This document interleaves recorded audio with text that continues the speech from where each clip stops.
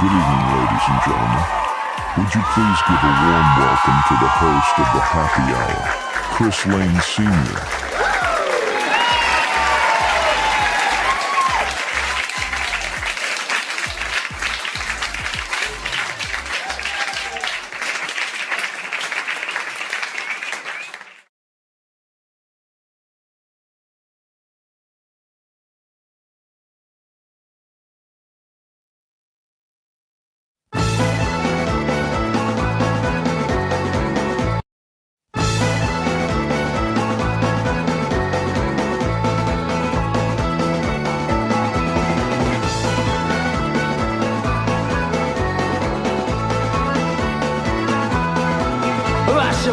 Progressive God, where no doctor can relieve me if I'm buried beneath the side. But the angels will receive me. Let me go, boys, let me go, boys. Let me go down in the mud where the rivers all run dry.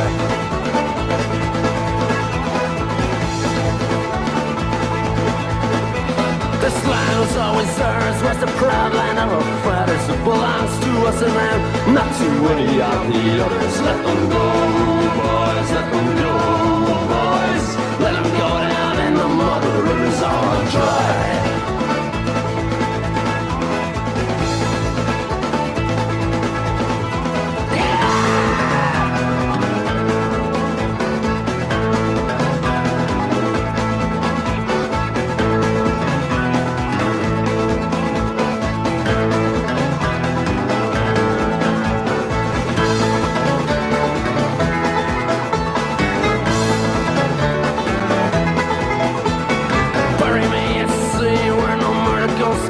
If I rock upon the waves, no coast can lay on me. Coming up threes, boys, coming up threes, boys. Let them go down in the mud where the rivers are dry.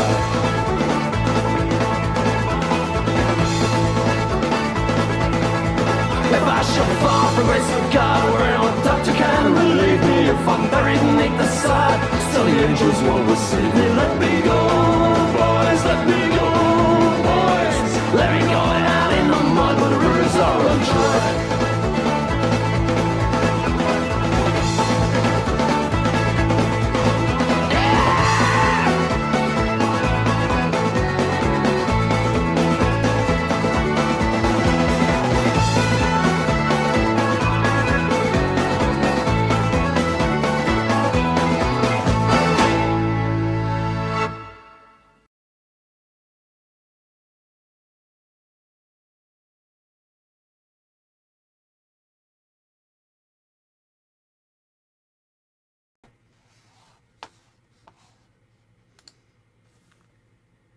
Good evening, everybody. How's everybody doing tonight? I am Pat McGroin, your host for this evening on our St. Patrick's Day show. So welcome, everybody. I was going to do the fake Irish accent, but as we, and the quiz would be, how long can I keep it up? But as we learned from the, when I did the Irish Pirate on Halloween, I can go for more than 6 hours, so we're not going to do that. We're just going to do the show in my normal voice, whatever that is. So welcome to the St. Patrick's Day edition of the Happy Hour. We're getting a jump on it because if we wait till next Thursday, it will have been over for 4 or 5 days. It just, that seems silly. So we're just getting the early jump on it. And I welcome everybody into the show. I believe I'll have some guests tonight, but I don't know for sure. People have been invited to come out and hang out and party with us a little bit on St. Patrick's Day. Maybe they will, maybe they won't. You may be stuck with me all night, in which case, it is what it is. But we do have some good Irish music tonight, and we'll be playing some Irish music from myself, a notorious Irishman, some other people in the community, and we'll play actually some fairly well-known Irish bands. And that we started with the Progues and the late great Shane MacGowan, who I'm a huge fan of theirs. They were just absolutely wonderful, and we'll probably play one more of theirs before the night is open. Hey, let's start saying hi to the people in the chat. There's my buddy Coldacre. How are you? Good to see you. Camellia is always here, so there's our two Aussies, first in the blocks. Great to see you. The mod extraordinaire, Camellia. Epiphonium, who had been hiding out, but who made an appearance last week, and it's good to see you again. Happy St. Patrick's to you, too. Hugh Caldwell, who may or may not be able to join us tonight. I hope he does, for the simple fact that we can listen to his rich Scottish brogue, and that would lend a nice bit to this show, but he may not be able to come on, because it's a stupid time for him. But Hugh does sometimes come on at stupid times. Poison Wales is here. Good to see you. How are you? Now, this is interesting. Your uncle's wedding. Now, that's very cool. That must have been a hopefully it wasn't an open bar with the Progues, because Shane would have drank you out of house and hearth there. He could put him down. But yes, you're right. It is the Progues. Foxy's friends, welcome. Good to see you. We will be playing a little Dropkick Murphys, that great Boston Irish American band, later on. And I thought I saw somebody else. When I say something, then the Dom Father says it too, but Dom's not right here, right now. And he may or may not. There's Mr. Terzo. How are you? Happy birthday yesterday to Frank Terzo, who is 37? Let's go with 37, Frank. That sounds good. Well, Brenda, I hope you can hang out in the chat a little bit. I did invite, because Brenda hasn't been on the show in a while, so I sent her an invite, and she's not able to do it, and that's okay. But all right, that is the chat. I'll keep an eye out for new people as they come. But again, thanks for joining us on the St. Patrick's Day. Now, I've got a cool shirt on, which you probably won't be able to see a lot of it, because it's green. See, he's got the Irish hat on. See, the problem with St. Patrick's Day, as I know from my videos, if you have a green screen, well, you can't wear green because, duh, it doesn't show up. And StreamYard, because it's good at some things and kind of sucks at others, only has a green screen option. EVMux, which is a terrible program in many respects, but they give you the option of having a blue screen or a green screen. If I was on EVMux, I could be wearing all green and it would be wonderful, and you could see it because I put the blue screen up. But I can't and I don't. So here we are.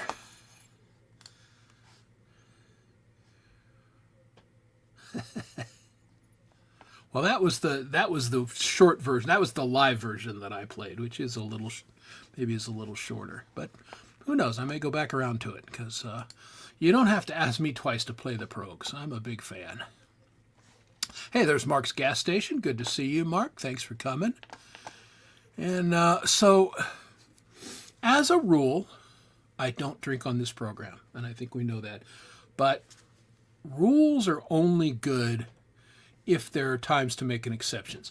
And for St. Patrick's Day show, I'm going to make an exception. So here's what I'm drinking tonight, and I'll hold it up.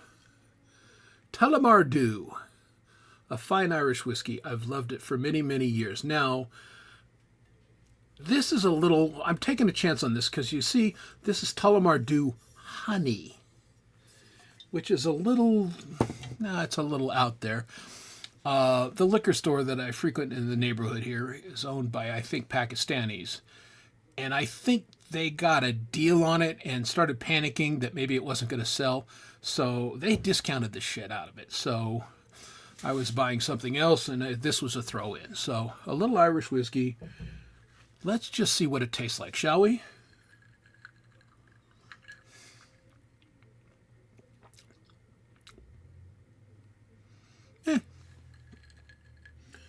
Tullamore Dew is pretty light to begin with, and that adds a little sweetness, a little honey, and I think the ladies would like it a lot. It's pleasant. It doesn't pop you in the mouth and say, I'm fine Irish whiskey, but that is a tolerable choice for this evening, so I'm glad to have it. Yes, cheers to the exception of the rules. Never heard of Tullamore Dew. Seagull Squawk Rock. Well, we should change that. go to your liquor store if you do drink, and I know some of you guys don't, but if you want to try Irish whiskey, Tullamore Dew is a very fine.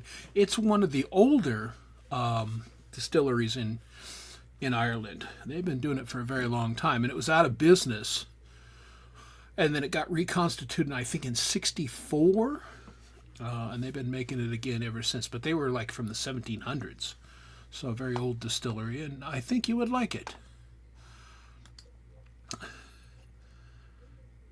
Hello. Oh, post my channel link.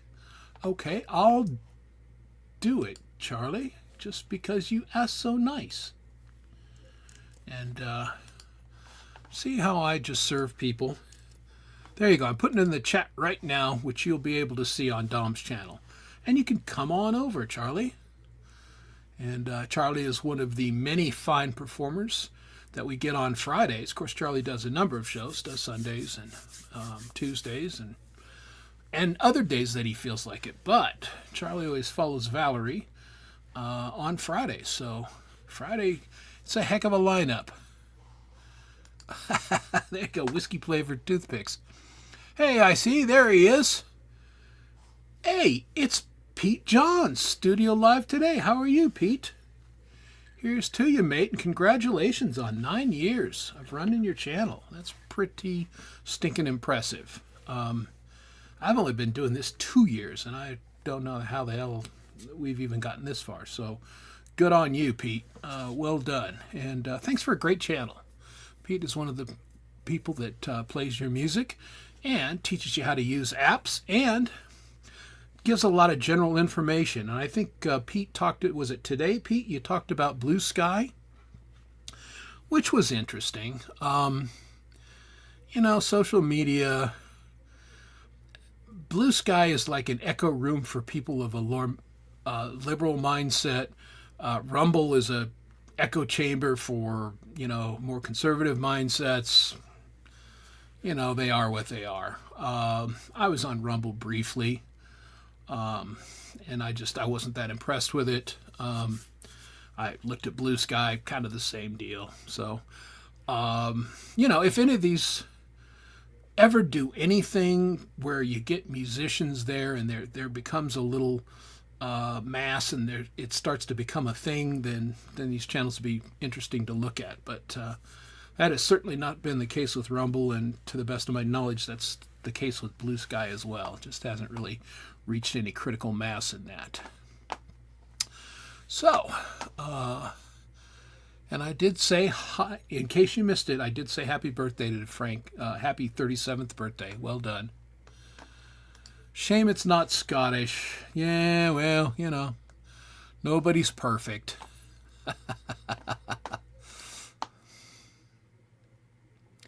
Did we get somebody else new in? Yeah, probably. So,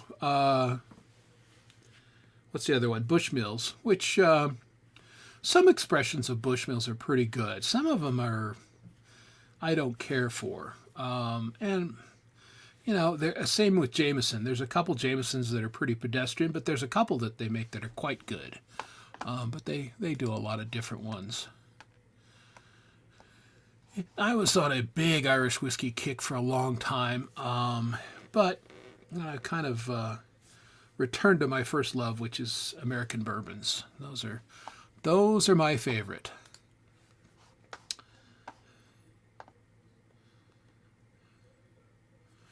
Yeah, that's the one thing that I disliked about Rumble is you had very little control over what was going on there. And I did not care for that. So, yeah, I'll have to look into that. And guys, check out Pete's channel because Pete does the hard work for us. He digs up the answers and points us in a good direction, which is very helpful, especially those of us. Now, them's is fighting words, Coldacre. You know, there's again, I'm kind of. Some scotches I like a lot, other ones don't care for. There's Scotch is a very broad category with a very broad flavor profiles. So, all right. Yeah, exactly. All right. Hey, there he is, the parking lot warrior himself, Gary Hubbs, another one of the Fantastic Friday entertainers. So good to see you, Gary. And I loved your kitty picture. Gary Hubbs does not own a cat. You'd never know from some of the pictures because the cat is all over him, but it's not Gary's cat. The cat just really likes him. And so I appreciate that. Yes, Ireland invented Guinness. We'll talk at some point tonight, if I can find the thing, about all the things the Irish invented. And the list is long. I know the Scots like to think they invented whiskey, but they did not. It was Irish monks, and the Scots stole it. But I just giving you the facts. That's just the history, folks. And all right. Hey, Ian's Guitar Shack. Good to see you. How's it? That's an interesting meme. I like it, Ian. How you doing, buddy? Good to see you. Working hard. I don't see Ian live streaming particularly often anymore. I don't know. Again, algorithms are a thing. He may be live streaming all the time. I'm just not aware of it. But that could happen. And people are trickling in. Hello, Val Kimber. Good to see you. So, all right, I'm going to take another little drink, and then we'll get into some of tonight's topics. So first, and let's do the bummer right away. Let's tear off the Band-Aid. I know most of you know Russ 8089, and if you hang out on Jade's channel and any of the roasts, Russ has often come on with his dear mother Dot, who is hilarious. Just a feisty older woman.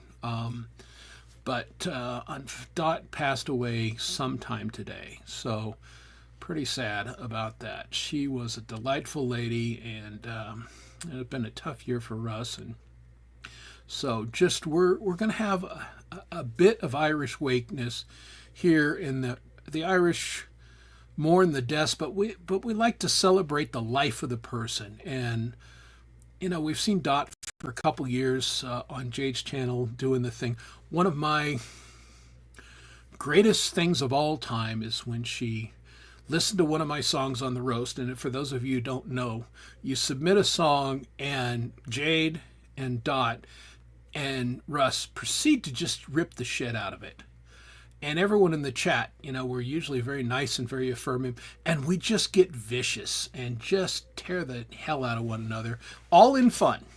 So, you got to have a little bit of a thick skin, but it is in fun. And Dot was amazing. On the show I was on with Gary, and I think it was Gary and I back to back, as a matter of fact. And she just said she didn't like us because we had grandpa beards, and we just, it wasn't for her. I wasn't her kind of guy, and I was crushed. I got to tell you, because I was hoping Dot and I could maybe be a thing, but no, I'm not Dot's type. So it was a lot of fun, and I definitely going to miss her being on the show. She was a lively, feisty, just fun gal, and so my condolences to Russ, all his family, Russ's wife here in the U.S. on Dot's loss today. And if you know Russ and you have like his email or his channel and everything, send him a note and just give him your regards. Yep, that's exactly right, Hugh. We want to celebrate the life. We all have an expiration date, and we don't know what our expiration date is. So, when it comes, hopefully, you guys will do this when I'm gone. Celebrate that I came on this show and was an idiot every week for your entertainment. Bad eye and all. Hey, I see Lori's Mishmash. Well, I kind of see Lori. Inside joke, right?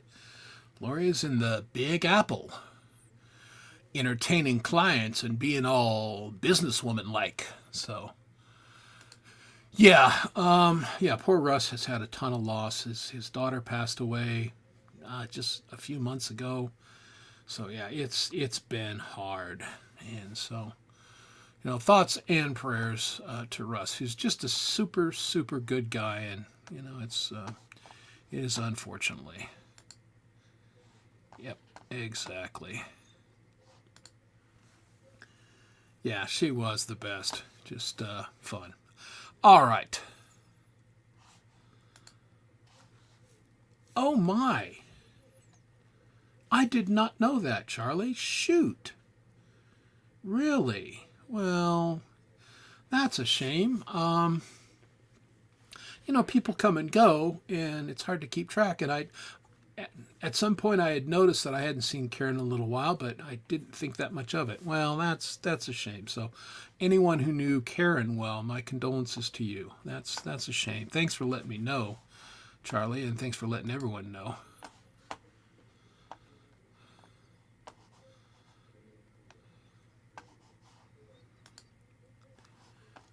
Hey, Sparky, how you doing? If you're on Dom's channel, come over to mine. I posted the link up a little bit earlier, but yeah, Dom is not here this evening. I don't know if Dom's coming. I don't expect him to, but you never know. Actually, let me check my phone and see if he responded earlier. Nope. Nope, lazy slacker. And again, Dom stops by sometimes, and tonight might not be that sometime. We'll see who drops by. Again, maybe nobody. Yeah, I had seen her. She was fairly regular on some of the channels, but like I said, I hadn't seen her much lately, so maybe she was ill and unable to do it. Yeah, and that's what, I saw her on Charlie's channel quite a bit. And there was a couple other ones, but yeah, that is unfortunate. Yeah, Dom is just fine. Dom is, he's a part-time contributor to the show here at the moment. He's back to doing it. He did a live stream Tuesday, which was nice. If you guys didn't catch it, it was kind of a pop-up one, but he did an hour. It was a really good stream. He's been coming to GMAs with some regularity. He was on here last week, and so he's getting out a little bit more. He's wrestling his business under control, but he's a little bit in and out still, and probably will be for the foreseeable future.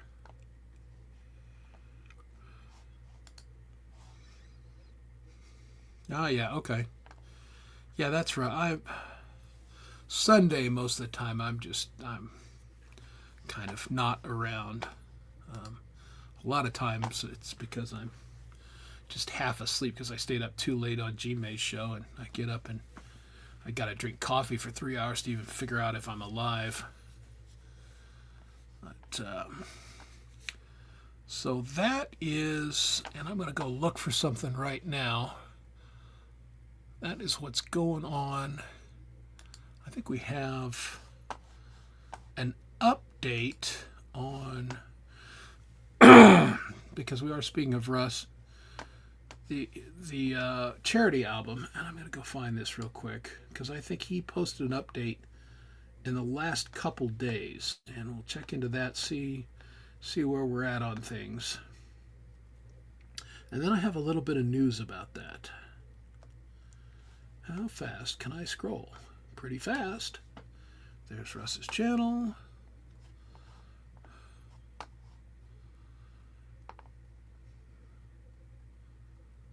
This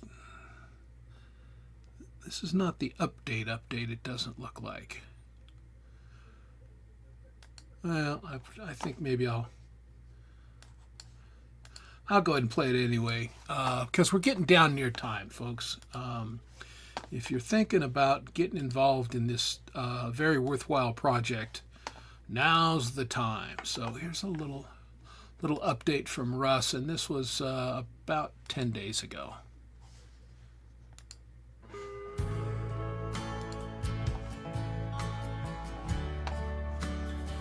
Hello everyone, just an update on the Music for Life charity album for Canada this year. I've received some submissions already. I'm obviously looking forward to all your submissions by April the 1st. Obviously, I don't know how many of you are going to be submitting tracks, but we are working, getting it onto the hospital radio stations in the UK like we did with the first album. They're really just kind of waiting for me to set up and send them stuff now. So the groundwork's done now. So I hope to receive your tracks by the 1st of April. Can be any genre, preferably under 5 minutes, and this is going to hospitals with children, so I'm gonna have to say there's no swearing. That's the only kind of limitation.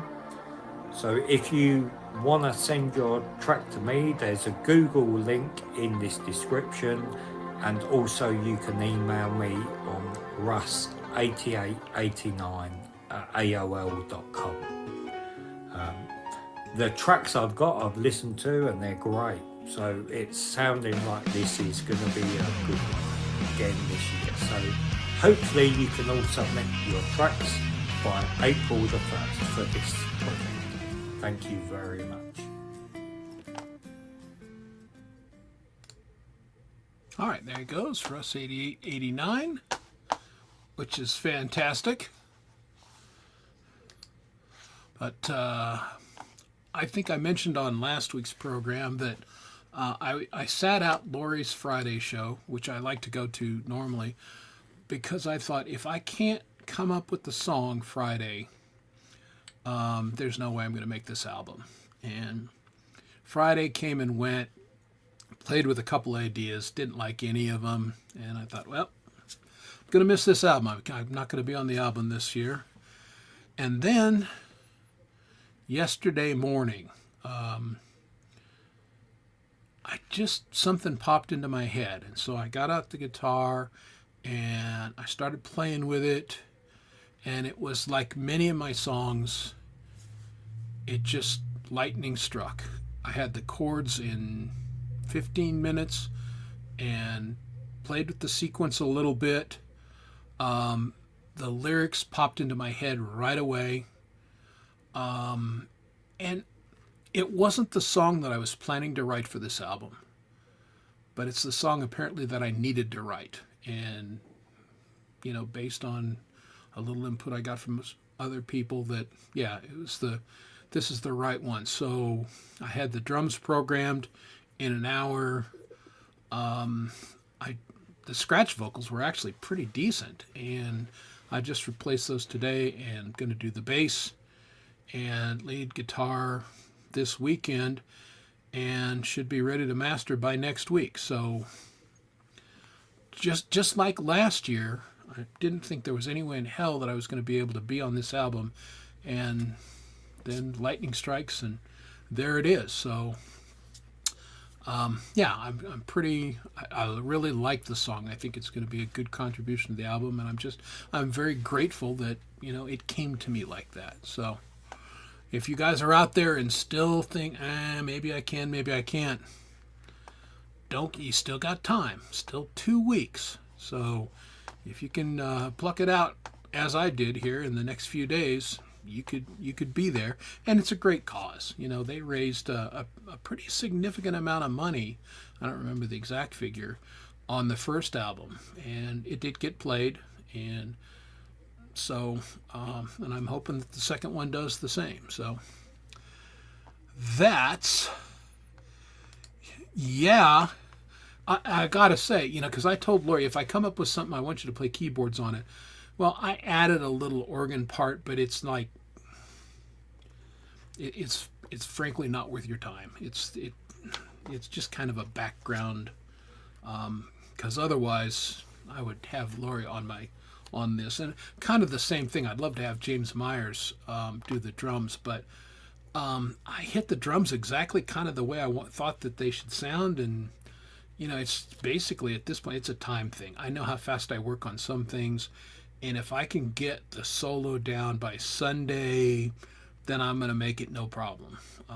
But, you know, I can tend to overthink things and fiddle around a little too much. So not gonna do it this time. Just gonna buckle down, knock out the solo, and honestly, that's the most time consuming. I can get the bass done in 20 minutes because bass is easy for me.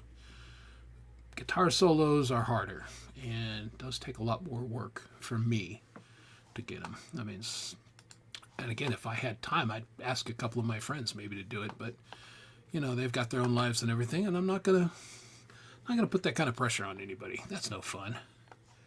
Do it now. Yeah, well, I will send it to you for this reason, Lori, because I know how fast you work, and you may hear something and go, yeah, I can do that, and I think I could make that better, in which case. So when you come home tomorrow, correct? Yeah, tomorrow, just in time to do your show. So I will send you a copy of it tomorrow, and I'll give you the half-ass chord chart I'll do for it. And, you know, if something comes to you, that would be fantastic. But zero pressure, Lori. If you could, that would be awesome. If not, no biggie, no thing. So that was something that was weighing on me. I was really glad to get that done.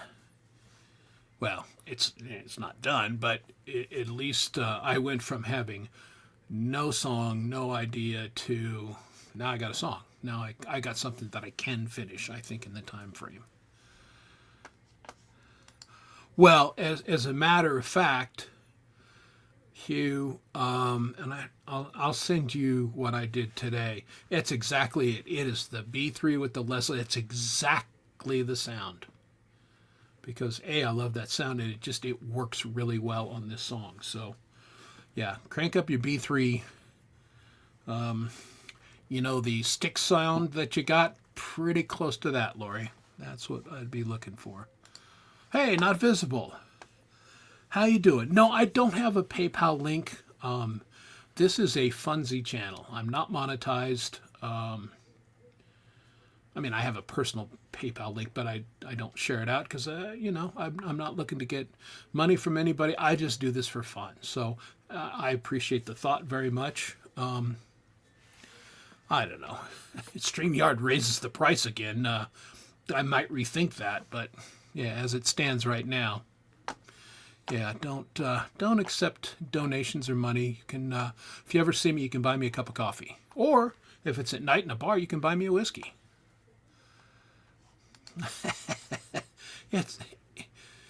It's confusing, and it's the setup Dom and I had. You know, when Dom was on the show every week, then we'd bounce between the channels.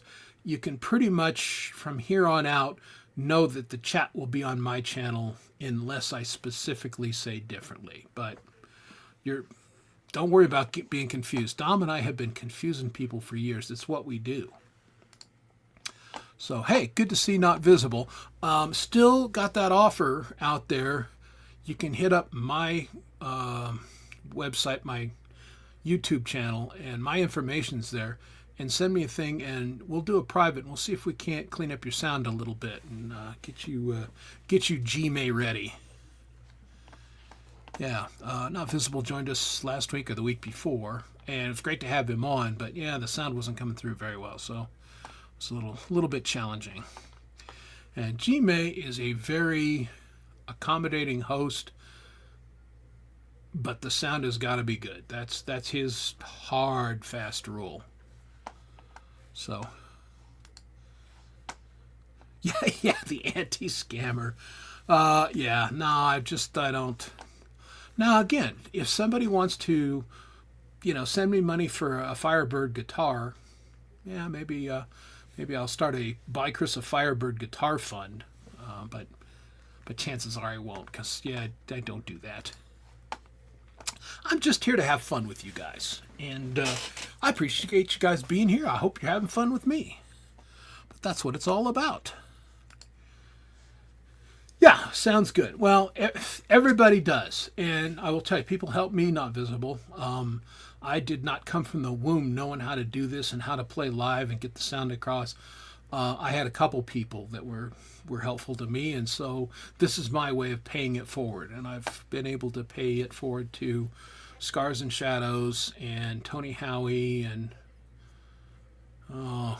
3 or 4 other people. That's, I said names, and Paul McCartney told me the other day, don't name drop, Chris. Paul said, nobody likes that. So I apologize for name dropping, but yeah, just hit me up, non-visible. I've been waiting weeks to do that joke. Yeah? No? All right. It is all about the fun. Hey, there's Sunshine Archer. Speaking of fun, is anybody more fun than Sunshine Archer and Pole Vault on Fridays? I love their little show because it's fun. They're fun people. Just infectious fun. So I will run down the Friday line in case, Bin Laden, you just came out of a cave in Afghanistan and don't know the Friday lineup. I will share the Friday lineup with everybody at some point tonight, just to remind it, to get it burned into your brain. Because Lord knows I need it burned into my brain. I had to write a note. And I'm not sure the note is right, but I did it. Okay. It probably is the input settings sending to StreamYard. I think that may be the problem. And we'll have to talk about your setup there. If you're trying to do it through your phone, that is pretty challenging, and it's not your fault. The bit rate on the phone is different from the bit rate on the computer, and most people who do it on their phone struggle. It's just the software that people use to stream in phones are not particularly compatible, so that may be the issue. But yeah, we can talk about it. We can figure it out.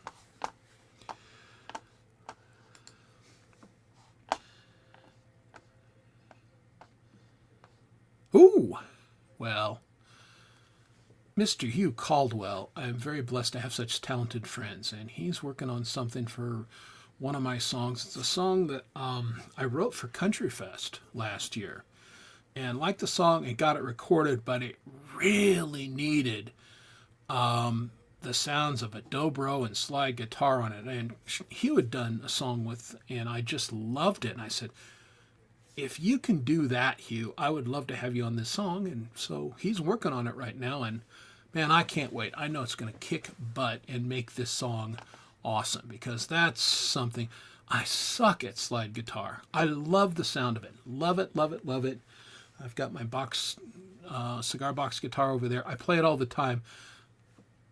But I'm not very good. I don't like the sound of it. And, you need to know when it's time to go out and phone a friend. When something's, if you have a good song and you can be stubborn and do it all yourself, or you can go, this is a good song, but it'd be a lot better if I got somebody who is better than me to play these various parts on it. So I'm not shy about doing that, which is why I reach out to James Myers, why I reach out to Laurie's Mishmash, why I reach out to Hugh Caldwell and Coldacre and other people, Dom, get them playing on your stuff. So,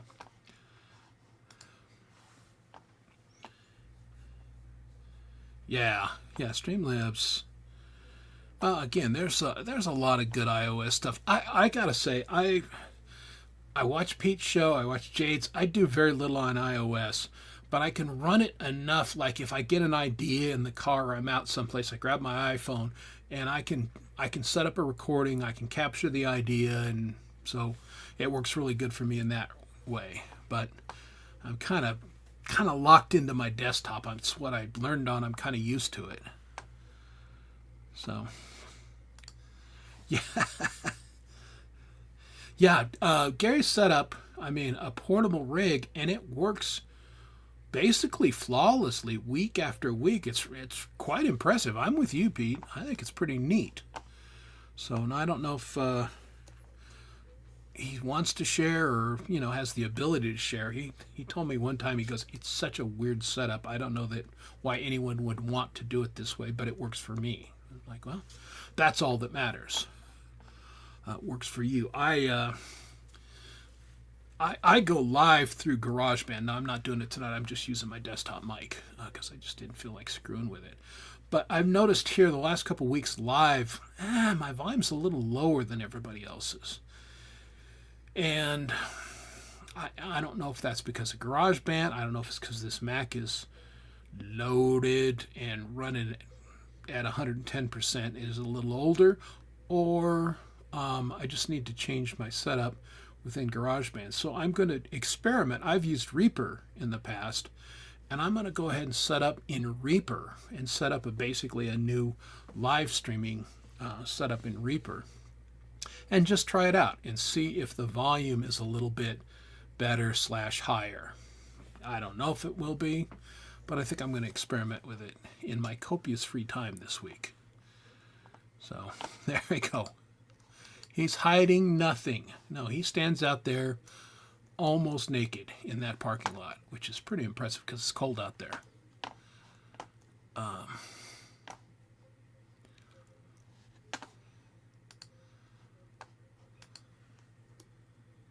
Okay, well, there you go. So all will be revealed. Gary will show us his, and we'll show him ours, and we'll all be wiser. Yeah, I love Gary's show. It's because Gary's show comes on at a time, usually I'm on with Lori, and Friday is my actual drink a little whiskey night. So I'm feeling happy after Lori's show. I'm relaxed, and then I'll have my second one during Gary's show, and just I don't even say a lot in the chat a lot of times unless I've got a good joke.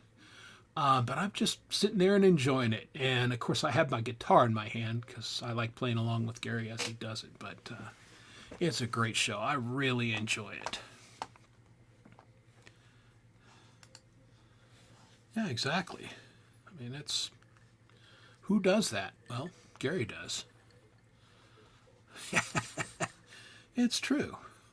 Necessity, he's got smaller children, jumping up and down and pounding his bass is not an option at 11 o'clock at night on the West Coast with his small kids who, get up in the morning and play hockey and stuff. So bro's got to do what a bro's got to do. And that's good stuff. All right.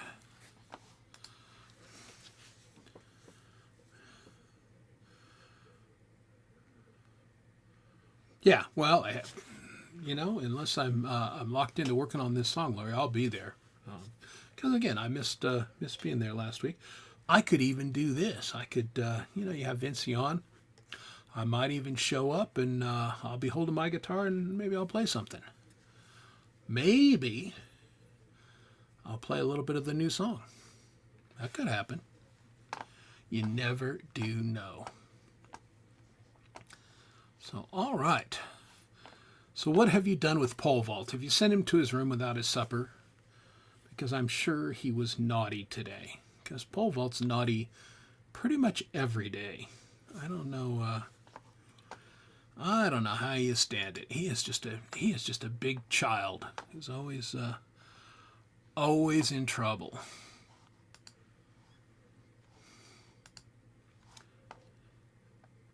Yeah, what was the puck count last week? It was either last week or the week before. He was almost perfect. I think he was one off from perfect. And I don't remember if it was last week or the week before.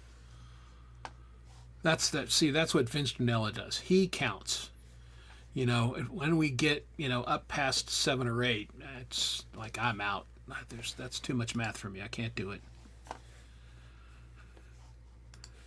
Oh, look at this. Huey's set up to play live, so there we go. Oh, was last week the off night? Okay. Yeah, it was the week before that you were almost perfect, but yeah, okay. Hey, sometimes you have the magic, sometimes you don't, right? All right. Well, for St. Patrick's Day, like I said, gonna play a couple Irish tunes. I think I've got a couple set up, but I think I'll play this one that I did a couple years ago. And this is a classic Irish tune. It's been done by, every Irish band does it. The Chieftains have done it, etc., etc. Thin Lizzy did a great version of it. Metallica did a version of it. And then here's the grab my acoustic guitar and set up, and the Chris Lane They're version. slightly Once you try a But of comfort, course we have an ad because, why wouldn't we have an ad? I love it. Come on. Hit the skip, hit the skip. Give me the skip, give me the skip. Well, this is just great, great live. Oh, it's going to be one of these 30-second friggin' ads. Screw you, YouTube. You suck.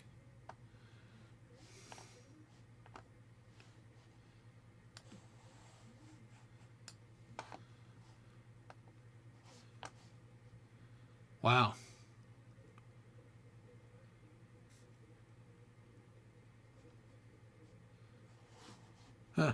No, it's a 2 for ad. I can't fucking believe it.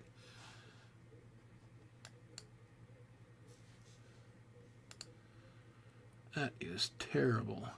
Okay. Now, finally,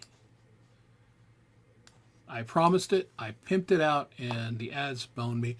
But here's my version of Whiskey in the Jar.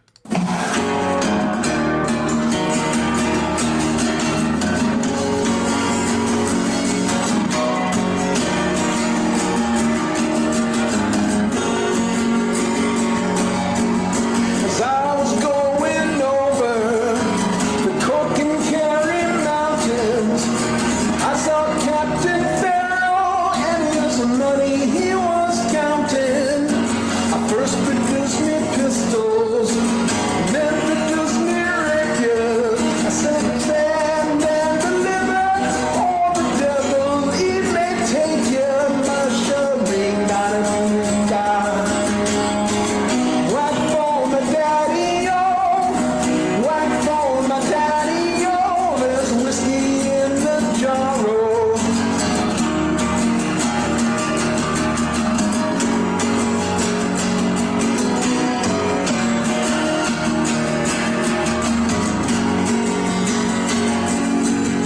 I took all his money, and it was a pretty penny.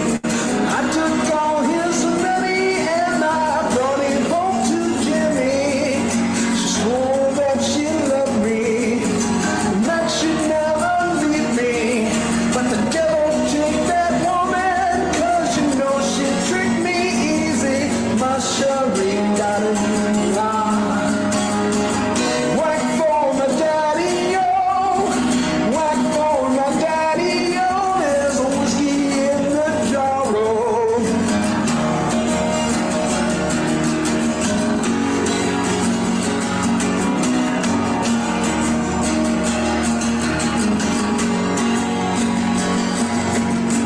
Being drunk and weary, I went to Jimmy's chambers, and I took all that money, but I didn't know the danger. Then about 6 or 7, here walked Captain Farrell. I jumped up with both pistols, and I shot him with both barrels. My shotgun, not a new die.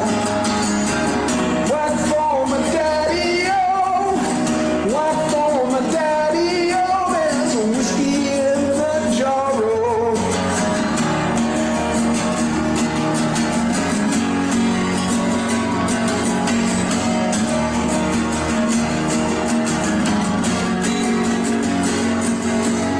Some men they like hunting, some men they like fouling, some men like to hear the cannonball a-roaring. Me, I like sleeping, drinking whiskey. But here I sit in prison with the ball and chain upon me. Yes, a ring got a die. Whack for my daddy-o, whack for my daddy-o, there's whiskey in the jar-o.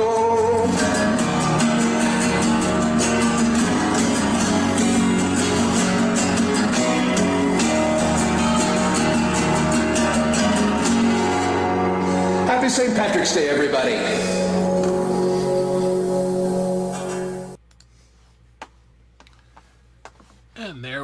a little whiskey in the jar by yours truly. Love doing that song. It was a lot of fun. And that was done totally live. Guitar sound was not great, but that was a couple years ago, and I hadn't dialed it in yet. You also noticed that I couldn't do the green screen, so I used the software that masks you, and that software has come a long way in 2 years, because I had to do one here recently, and it did a much, much better job. That was pretty clunky and funky, but, it is what it is. Oh, I should put myself back up, huh? Hi there. You could hear me talking, but I assume. Or I was just talking with myself, and that wouldn't be any different from normal days. So, anywho, there we go. Little whiskey in a jar. And I'm trying to think of what else that I wanted to talk about tonight. Again, I was hoping we'd have a couple people show on to drink with me, but because you're not supposed to drink by yourself. Luckily, I have cats around here someplace, and they're drinking with me. So here you go, kitty. I should get my... I just lost my train of thought. Dadgummit. Well, no, I didn't put them up. I was going to share some pictures of my new cats, because they are pretty lovely. Well, see, I knew there was something I liked about you, Not Visible, besides you being a bass player. Right? Gary Moore, yeah, he was great in that band. Now, Thin Lizzy was a great band, and, they had a number of people over the years. And Gary Moore was in it for a while, but...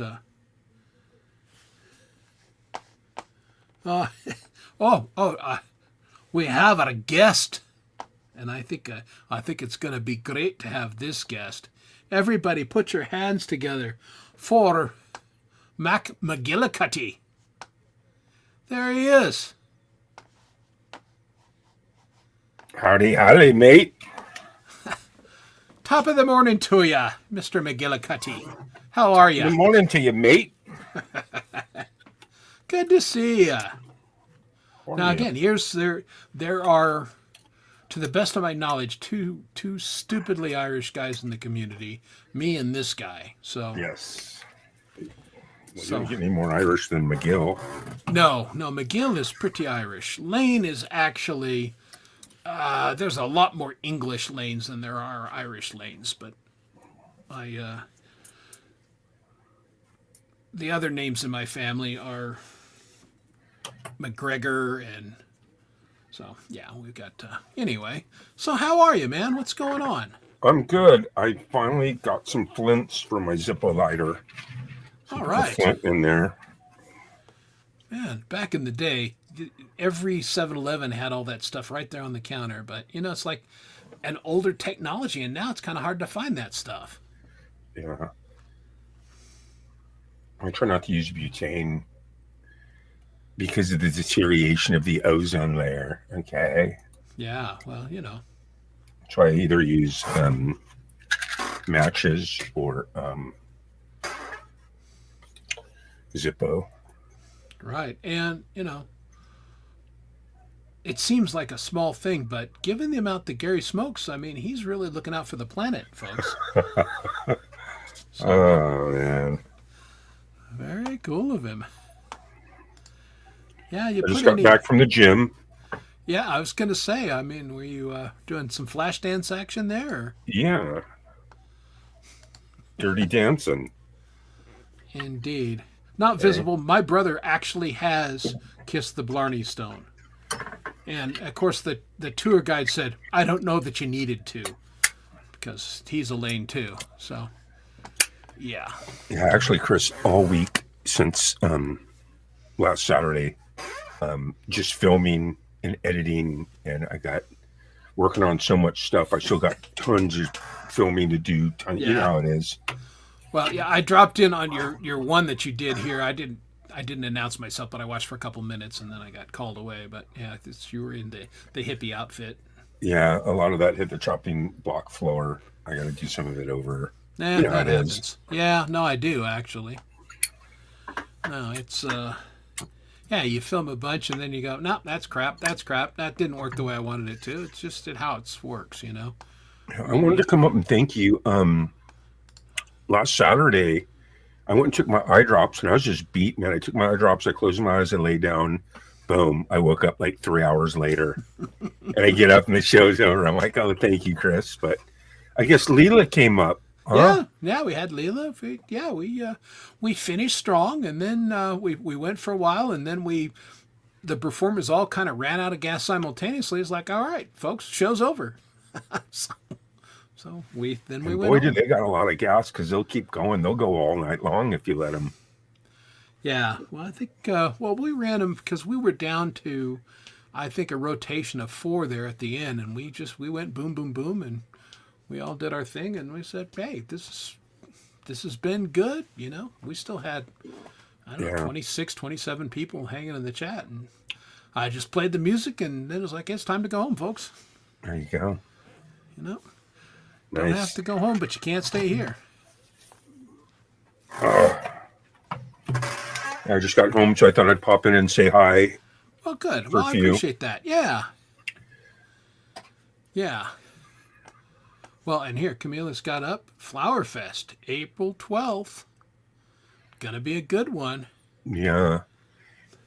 And you know how I feel about Flower Fest is it's, to me, everyone uniting. There's no division. There's no male, there's no female, there's no black, there's no white, there's no green, there's no religion, there's no Democrat, there's no Republican, there's nothing that can divide us. Anyone that's playing Flower Fest is a human, and you can be any flower you want to be, Chris. Isn't that nice? It is wonderful. Now, I'm going to check something. You say there's no division. What about Fender versus Gibson? They're just guitars. There's no division. Okay. They're guitars. All right. Excellent. All right. Well, on another show, another time, that's fine. But for Flower Fest, the only one performing at Flower Fest are humans. Wonderful. Humans nice. Channeling their inner flower. You're going to be multiple flowers? You're going to be one flower? I don't know. Everybody always says I'm kind of a prick, so I guess I'm a rose. You might be a rose, huh? And then you never know. It could work into your material. Like if you do Dandelion, you can sing Dandelion by the Stones, right? Yeah, I could. Yeah. Anyway, hey, there's Live to Fly channel. Hello, David. David's a wallflower. Well, there you go. Hey, now. Flower you want to be. Now, see, this is that kind of division you're talking about, Gary. F. Gibson. I own Gibsons and Fenders, and I love them. They're just different kind of kids. Let's just stop the hate. Stop the hate right now. Yeah, Flower Fest will be a good time. Yeah. Kurt Fest. What a great way to kick off the year. Just a fantastic event in every way. And so I'm looking forward. It'll be a little different, a few less performers, but I know the quality will be right up there. Well, there's 14 people. Oh, what did I say people? Oh, no. 14 humans. 14 humans, okay. Have signed up. And, it's hard, Chris, because I'm like, there's a part of me that wants to chase people down and be like, hey, do you want to, the way I look at it is everybody's going to know about it. We're going to have some promos. If someone wants to play it, they'll figure it out. They got to come let me know that they have that slot open and that they want to do it. I'm not chasing anyone down. See what I'm saying? So that's fair. I mean, again, it is my personal belief. This is something that you need to do. You need to want to be there, and yeah. So, well, that's the thing, is everyone is wanted. Yeah. Everyone is included. It's just that you have to step up to the plate and say, you got to let me know that you want to play it. That's all. Exactly. That doesn't seem like a big ask. Yeah. Just send me a quick 30-second email what you've done this year, okay?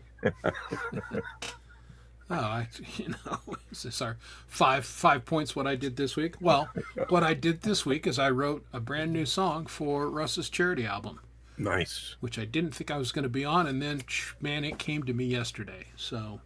Oh, and you dial it in, you got, because isn't the cutoff like April 1st or something? Yeah. So I'm going to make it. I thought I had set a deadline of last Friday. If I didn't have something, I figured it wasn't going to happen this year. But yeah, Tuesday rolled around, and all of a sudden I got a song. So, or I guess no, Wednesday. Today's Thursday, right? It's my show, so it must be Thursday. So yeah, yesterday is when it hit me in the morning, and by 3:00 in the afternoon, it was pretty formed, and I spent always nice today polishing up. That. Yeah, and that tends to be that way for me. I don't labor over things. I'll have an idea, and I've got a bunch of ideas that kick around, and then just everything clicks, and it just comes together. Yeah. For me, it's like I almost kind of equate it to like riding a wave. You get high on something or an idea, and then you give it everything, and you ride the wave, and you have other waves that are like on the back burner. Yeah. Well, it's like surfing. You're out there in the ocean, you're kind of doing this, and all of a sudden the right wave comes up, and you jump on your board and you go. And you ride it, man. So you hit a nice little wave and you rode it out. Did you just pretty much recording it right now in the process of dialing it in? It's basically done. I did, my scratch vocals were actually really good, surprisingly so. A lot of times I'll do a scratch vocal because I'm still playing with the melody and trying to figure out what it's going to be. And this one was like, the melody's there. So I re-recorded it just for better tone today. I'm going to do the bass tomorrow, and then I got to do some lead guitar, and it's done. Sweet. It's fun seeing Jade and Brad together, man. It's just so awesome, man. I'm going to pick out a couple clips, too, because I was watching The Rant a couple back. And some of the stuff that you were saying, you're just like, oh, man, I got to go screen capture that, Yeah. No, they're... Brad is a character. Jade, big personality. Brad is I always knew Brad was a character, but Brad is really a character. He's lived an interesting life and continues to do so. Yes. Oh, and you got to give Lori's Mishmash some big props because that Toto Hold the Line video is so nice. It's so beautiful. Everything flows. It comes in and out. There's nothing that kind of sketches your eyeball. Everything flows. The music production is top shelf. Yeah. She did such a good job editing, and then she finally, and I hope I had something to do with that because I gave her a hard time about it. She finally took away that where, you put the music book on the pedestal. I'm going to get rid of that thing. We want to see you, and we want to see you jamming on those keys. And she just got the killerest angle where she's up, bum, bum, bum, bum, bum, bum, bum, bum, bum. You know what I mean? Yeah. I was just sitting back. I was going, oh my God, this is so awesome. You can just see that her editing is progressing and progressing progressing, and then you throw it in with killer MP3 and you got a home run, Well, I very much like working with her because, I put on whatever stupid costume I'm going to wear and do my part and send it, and then I don't think about it again because I know it's going to be great. And she's you've done a lot of stuff with her. You guys have done a lot. Again, I had done a couple things and then I didn't do anything for like a year, and then all of a sudden we've done a couple now. And we've got another one that she's waiting on herself and she's waiting on me to do a little filming. And then that one will be out. And I think people are it's a classic rock song. And it's a pretty challenging one. I think people are going to dig it. Nice. Hey, there he is. Speaking of somebody. Music taste, Absolutely. There's a musical collaborator, James Myers. Good to see you. I enjoyed your interview. That was good, man. James got interviewed with another drum fella, and it was, talked about his setup and his influences, and yeah, it was very good. Oh, who interviewed James? I couldn't tell you the fella's name. James, if you want to put it in the chat, because I wasn't subbed to the channel, but James had mentioned it, and I just I had watched it. There's Rhett. I wish I'd get out more than I do. Just that with real life and then everything I got on the plate, it's like... Well, that's it. You can't get out for everything. I'm pretty active, but I miss a ton of stuff. It's just there's no way to watch it all. Right. That's why I have to rely on, people like towards the end of the year when we get ready for the jammies, I'm going to have another music video masterpiece where people send me the best original music video that they make this year. And hopefully I get a lot of people send me stuff. So we have something to pick from. You know what I mean? Yeah. I hope so. Instead of me having to go everywhere and look for it. I don't have time for that. You know what I mean? Yeah. Well, I'll send you something. I guarantee it won't be a masterpiece, but it'll be somebody in the category. Original? Yeah. Hey, PJ Kobe, how you doing, buddy? Good to see you. Yeah, man, PJ's been active lately. He got together with the boys and did AC/DC's Thunderstruck. Holy shit, it was awesome. I mean, it was just... Wow, that's a cool song. Yeah, it really was. I mean, it was really cool. Yeah, PJ is a really, really good guitar player, and he's... Nice. Yeah, it's just kind of... If you're gonna do some fun covers, get a guy like PJ who really knows their business. There we go. K Conundrum interviewed me. Yeah.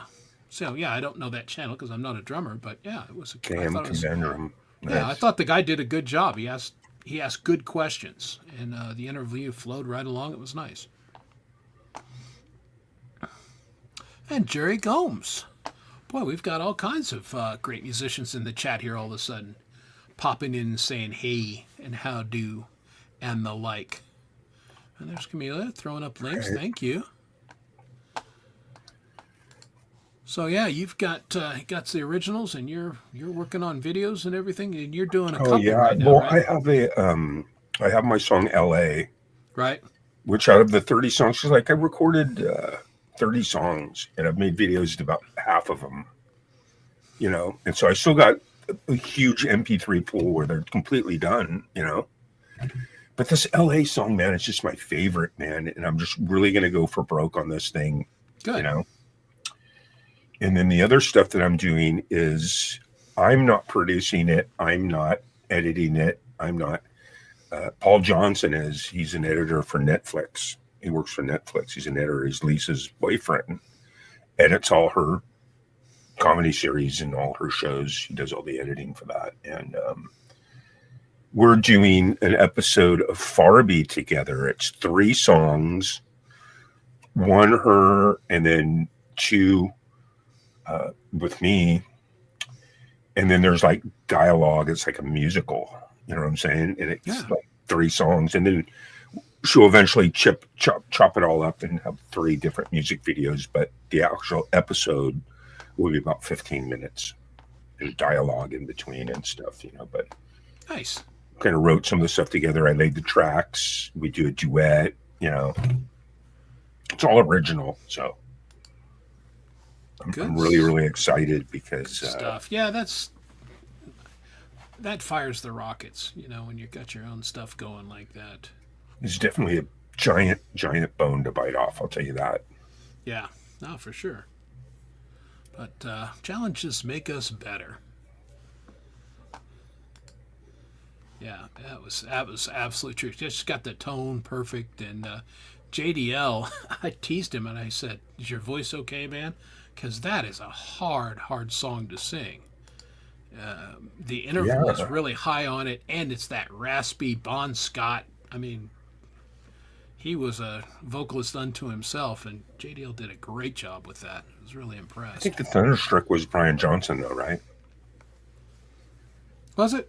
Yeah. Maybe it was. Okay. Yeah.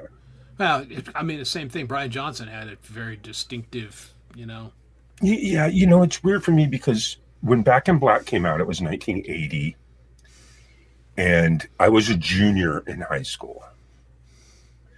So, you have this Bon Scott, Dirty Deeds. He's got the Jack. You got all these. Yeah. You just think like, wow, no one could ever replace this dude. That's crazy. And so when Black in Black came out with Brian Johnson, I was going to be. I heard it was coming out. And I was like, oh man, fuck that. But when I heard it, I was like, wow, this is incredible. And then I saw an interview with them, and they said that one time Bon Scott and AC/DC went to go see Brian Johnson play with his band. It was like in 1979 or something, right? Uh-huh. And Bon Scott looks at AC/DC, the band, Malcolm and his brother, right? And he goes, wow, he would be perfect for AC/DC. He was saying that, and sure enough, he dies, and then Brian Johnson replaces him. Yeah, crazy, right? Yeah, that album came out. I was a freshman in college and was playing in my first couple bands, and we did Hell's Bells, and it was just one of those songs that I just, I can sing the notes no problem, but I cannot sing that song. I just don't have the right vocal grit, rasp to do that kind of stuff. I was focusing on learning to sing clearly and pretty and all that kind of stuff, and I got big respect for people who can do that night after night, because I can't do it.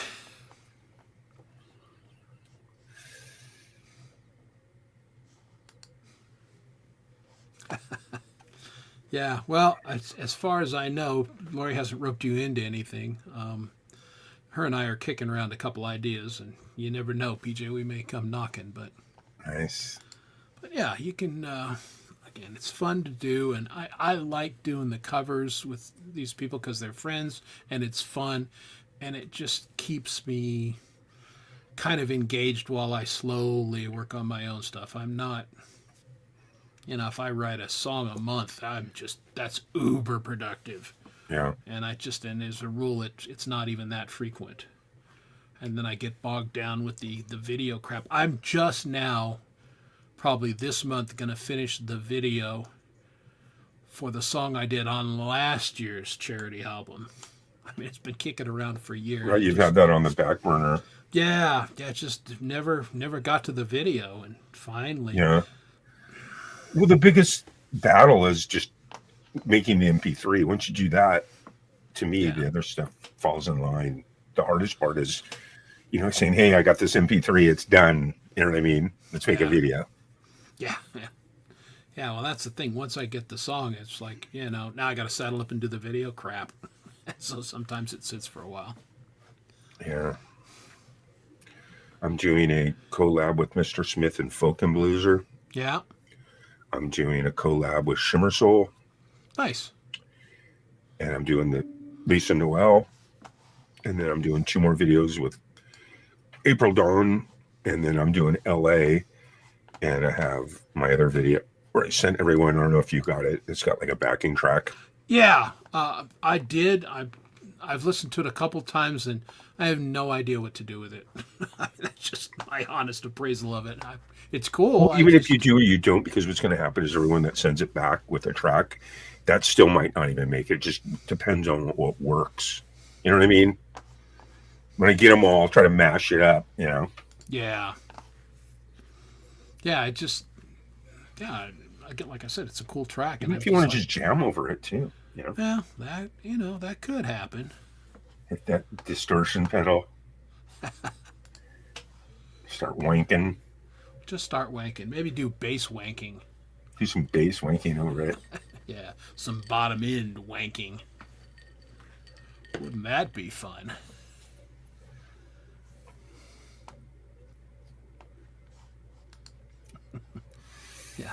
Yeah, James is like, what's burned out? He's been tearing it up here lately. But there's so few good drummers in our community that, man, they can work as much as they want, because everybody's like, hey, bro, will you help me out? Yeah. But it was cool. I found, James is very amenable to working on originals. So I got him on my last original, and he did a great job with it. Nice. And Me too. I'm not a big lead guitar player at all. Lead guitar players are like a whole different breed. They're just a completely whole different animal. yes. Yeah, I'm with you. No, I'm not one at all. I play lead guitar on some of my songs, but man, I'm not a lead guitar player. I play a lot of the leads on my songs, but a lot of them I sub out too. Yeah. To people that just aren't going to wank over it. They're actually going to take it. They're going to write a motif. You know what I'm saying? They're going to analyze it for a while. Well, we have a saying in SWA, serve the song. So, yeah, you want to work with people who understand how to serve the song, and it's not about them or their, Yeah.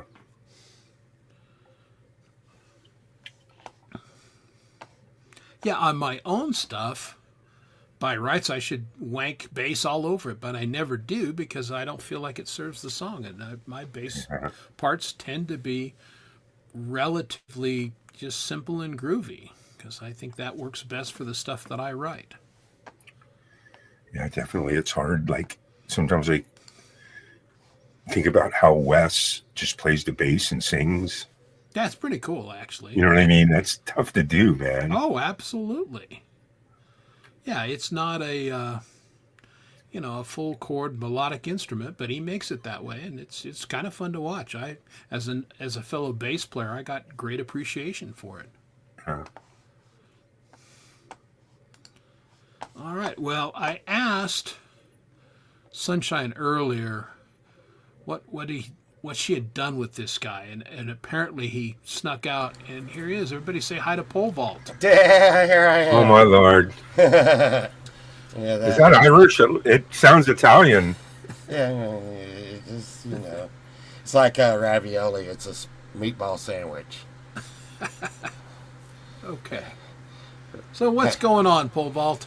I just had a lot of irons in the fire lately. It's I've been pole vaulting, a lot and stuff. I tried to nail down that something for the charity album and the show and the regular working on the album thing. And me and Sunshine Archer, because I think everybody's bringing their A game this year. We've really been putting a lot of work into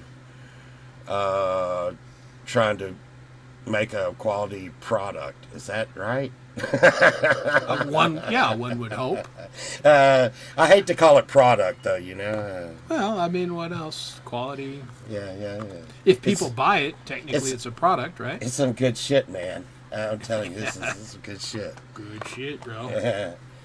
All right. Well, happy St. Patrick's Day, prematurely. Yeah. That's why I like it, premature. Yeah. Well, you don't have to. Between you and Sunshine, that's none of our business. Yeah. Hey, it's not about her, right? It's no. At my age, that would be a blessing, wouldn't it? Premature. Yeah, that's right.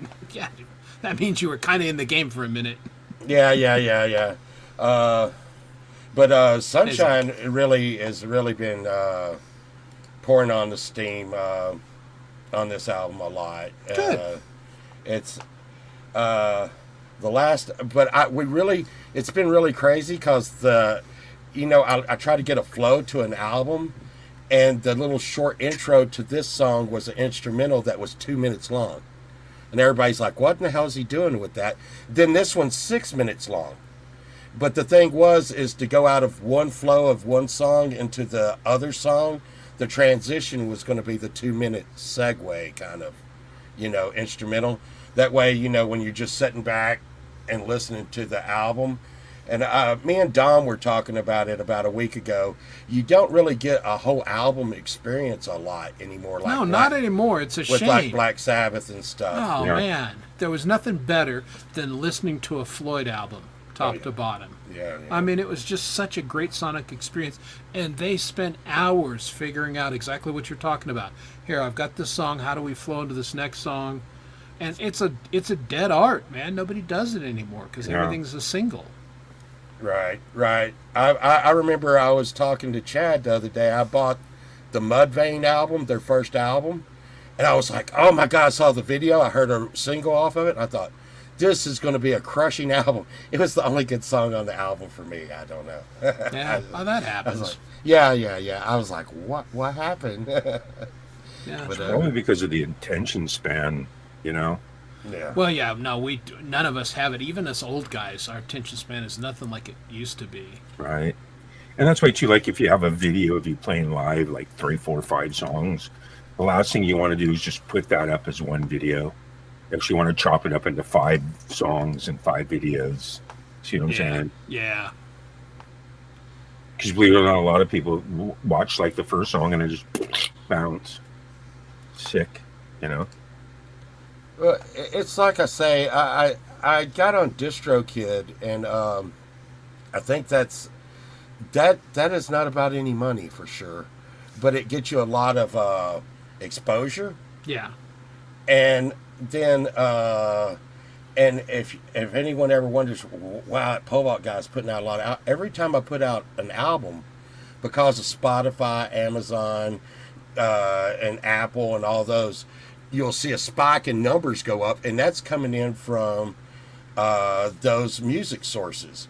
But you know, that big green money's coming from over there at Bandcamp.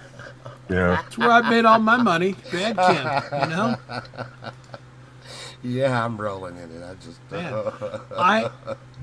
Man, I mean, I don't mean to brag, but I've made enough money on Bandcamp for 2 sets of good bass strings. Not just one, 2 sets. I mean, I feel like John D. fucking Rockefeller. Yeah, and those things are getting expensive. Trust me, I had to replace on my Victory bass here. And even with the family discount over there at Flipside Music, it set me back. Was tax included on those strings? Yeah, Tax included? Yeah, locals, I had to pay the tax. But yeah, what I do is I don't do any of the online stuff. I tried DistroKid for a year and gave him $39, I guess, whatever it was. And I think I sold like 10, 20 songs or something. And what I do is I make my own CDs, hard copy, shrink wrapped, and I printed 300 of these. And I have I have about 18 or 19 left. nice. So I've sold 200 and about 280 of these I've sold and mailed out. God, I'm glad you're doing And the that math. emails me and says, hey, send me one. Like $10 each. So I'll never forget. One time I was like, oh my God, I'm just totally sucking at life. I'm totally sucking at life. I was like, and after like 2 or 3 years, I think I made like $60 yeah. on DistroKid. And then Chris was like, hey, Povok, you do know like you're only getting like 0.003 cents. And I was like, oh shit. I'm doing pretty damn good.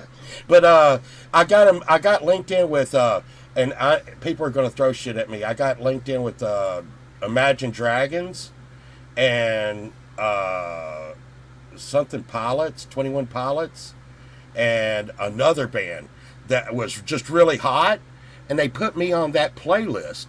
So every time people would go listen to those artists, for some reason, I didn't even tell them. They were actually telling me, like, I went and looked, I'm like, wait, hey, that's not right. How did I get linked into that? And I was just like, backed away. Yeah, however y'all want to do it, man, I'm good. Yeah. However the algorithm gods work. Right. I was good with Whatever. it. I don't know how that happened, but I'm glad. Before I started YouTube, I had the same thing happen on Facebook on one of my, I put up like a couple songs or something, and it just got like a ton of fucking hits, and I mean, like, out of control. And what had happened was there's this rapper chick that's probably like 40 years younger than me, from like Dominican Republic or Jamaica or one of these, and she's called G May. Yeah. And she's all and she's got like you know how they have like a little rap posse and shit, they all got their like little names, and they're kind of big. And what she did is she you know how it highlights blue, right? Well, the G May that she put up went to me when people clicked on it. See what I'm saying? And they get there like, whoa, well, this isn't what I thought it was. And then they bounce, you know. Yeah. She totally went a new direction. Yeah. Wait. She became male and white. What happened here? It's not what I expected. You never know. Yeah, it's crazy. You know, I get up some days and wonder what I'm doing. You know. Yeah. Again, like I was saying at the beginning of the show, I'm here for fun. I'm just making music. I suck at promo. I spend basically no time at it.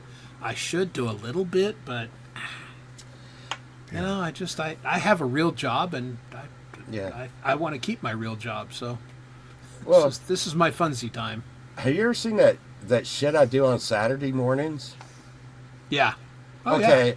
Yeah. Okay. Well, I studied under this guy that got a degree in sales and stuff, and he used to he ran a computer store, and he'd tell people, "Hey, get the hell out of here," and they'd say, "No, I want to see what you got," and and he would be like, "Okay, here it is," and they'd be like, "A computer for $300, I'll give you $250." He's like, "Okay, $325." He's like, "But you were selling it for $300." Well, now it's $325, and you wouldn't believe people would be like fighting to get in there. And so my Saturday morning thing, I'm like, no one talks about TMI Club. Nobody. That's first rule. But you know, it is like you said, it's fun, and we talk about anything, and it might be music, it might be hot tamales, but who knows? But don't go there. Don't go there. Because it's a secret. But yeah, it's just all the cool. And then the Friday night thing, that's Sunshine's love, baby, you know. Yeah, well, it's fun. Yeah, it is. Yeah, we all love sunshine, you know. We can take or leave. We gotta be honest. Right. But we love sunshine. Yeah, look, no one would watch Camp Jimmy if I didn't have Natasha, okay? No one would watch Pole Vault if you didn't have Sunshine, okay? Yeah, well, see, this one, I got Dom, so, yeah. Right. Damn, I'm screwed. Put Dom in a dress.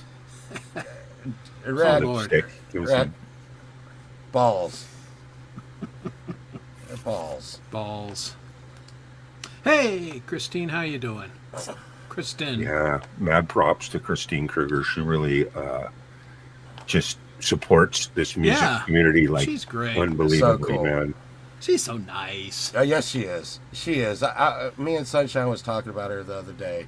She is just such a nice person. It's funny, you can tell, too. I mean, none of us will probably ever meet her live in person, but just the way she conducts herself in the chat, you know, this is a nice person. You never know that, Chris. I've unmasked a lot of people.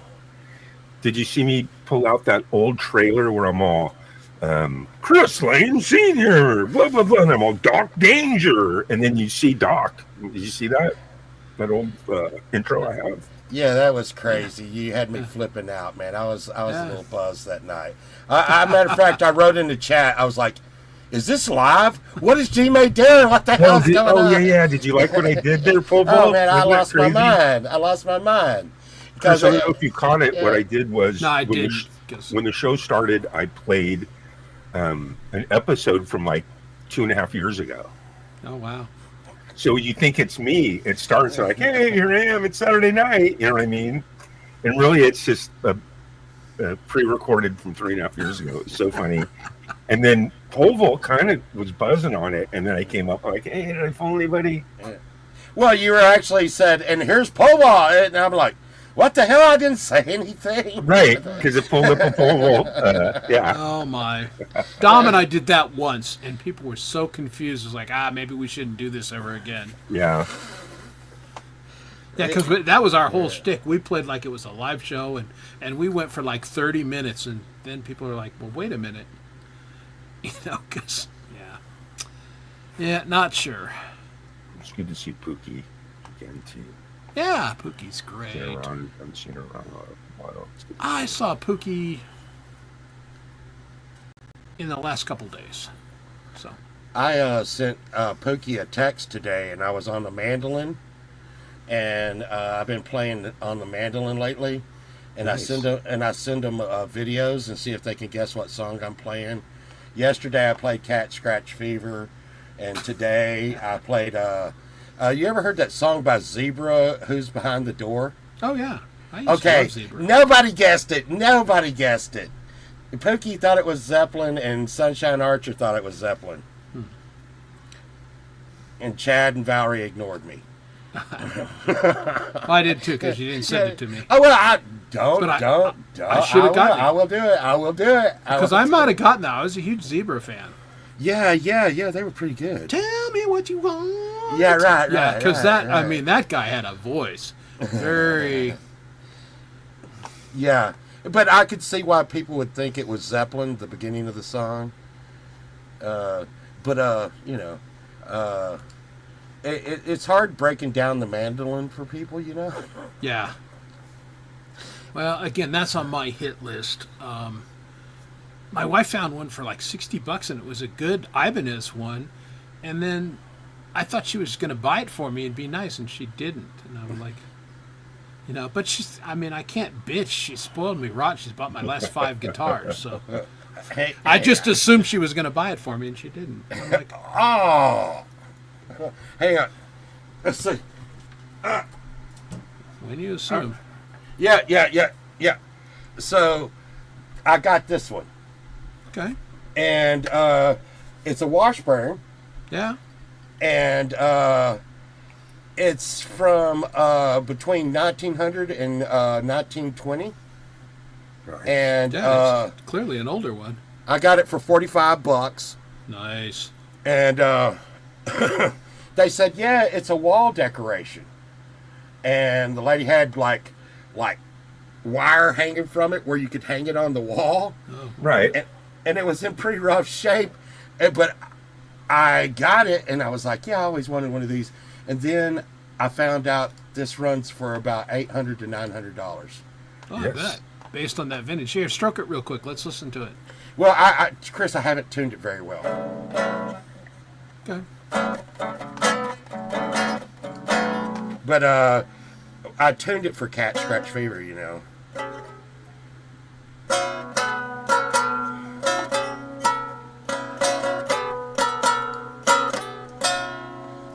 Okay. Nice. And you next would do Battle of Evermore. Well, I'm next working one? on it.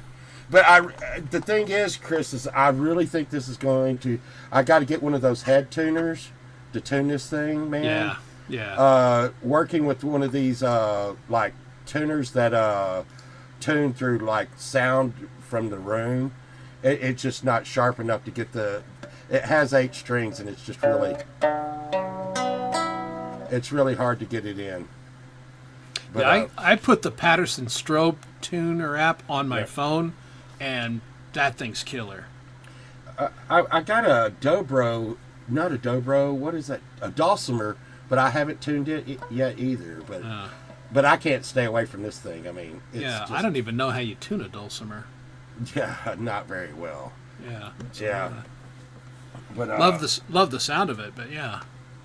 Well, and it's not quite like I can't get the theory of it as well as I can with like a stringed instrument like this one, and I'm having to kill the camera because people know I hate pants. Yeah. Thank But you. yeah, well, I mean, it is the red moon tonight, the blood moon, so that's my OnlyFans page. yeah, indeed. Did you hear about the guitar I got out of the junkyard? Yeah. That's nice. Wow. The lady next to me threw it out of a truck, and if you know guitars, you know when they fall over and go bong. Yeah. Well, she threw it out of her truck, and it went bong, and I'm like, that's a guitar. and I asked her for it because you can't take anything out of the dump you can't take anything out of the dump. Wow. And I said, ma'am, can I have that? And she's like, I just threw it out of my truck. I said, can I have it? And she was like, yes. And I grabbed it, and the guy from the dump was like, you can't take stuff out of here, sir. Put that back down. And that lady turned and went rabid on him. She was like, I just gave it to him. I gave it to him. He's like, so you met here to give a guitar to him? She's like, fuck yes. And hey, that guy was like, okay, all right. But it looked. Pulled your phone out and recorded it. Well, it looked really bad, and I didn't. This did not look this way when I got it. But it was coming on pretty rough. I was probably 30 seconds from that not being a guitar anymore. Yeah. They smashed over all her stuff with the steamroller, bulldozer right then. Smash. Okay. Then they told me to get the hell out of there. Get the hell out of there. In answer to your question, not visible, it's tuned opposite of how a bass. So the E is the high one, and E, A, G. Yeah, the mandolin is like opposite. Really? Yep. What? I know, weird. Oh no, I'm gonna have to work on that. Yes. Yeah, check that. Google is your friend in that. You can find out how to tune anything. I don't know how good a friend Google is, but No, it's a terrible friend. I'll try. Hey, we were speaking of you earlier. There he is. Oh He's yeah. the newest denizen of Down Under, Brad Example. What's going on, man? How are you? I'm going to be performing a Brad Example song Saturday night on Jammin' with G. I love some Brad Example. Yeah. I could listen to Brad all day long. Yeah. It was really cool is they played a clip at the beginning of Jade's last live, just her last live. And it was, you see it? It looked like he was a little bit younger, Brad. And there was another guy like on guitar, like playing fills and licks and shit. Fucking sounded badass. Because you had Brad just fucking grooving. Yeah, that was audio was fucking dialed, and then the guy playing the licks and the fills. Yeah, that He was was just fucking nailing it. I watched it. I was just like, my jaw was just like, fuck. probably his band, the Inner City Surfers, which is rocking. Fucking so good. Yeah, well, welcome, Brad. Good to see you. We did spend a little time at the beginning of the program giving our condolences on Dot's passing today. So I know that she was, when you and Jade were doing the show, I'm not sure, because I didn't get a chance to see the show, so I don't know if she had passed by then or not. But our sympathies to you and Jade and everyone that knew Dot. This is the first time I've heard that. I watched the replay on Jade's. Yeah, it just happened, literally today. So, yeah, very sad. Rest in peace. Yeah, she was a great old gal. Oh yeah. There's Costa, and yeah, we agree. You should be certified, Costa. I don't think you get any argument in this quarter. You're a fun guy, but well, speaking of fun guys, it's the St. Patrick's Day show. We've had a little Irish music. Let me cue up another one. This is one of my favorite. They're actually an LA outfit. But I like these guys a lot, and this is a band that you may know. Gotta find it. Not Rock and Roll Stories with Brad, because those are good, but no, this one, a band from LA, and they're called Flogging Molly.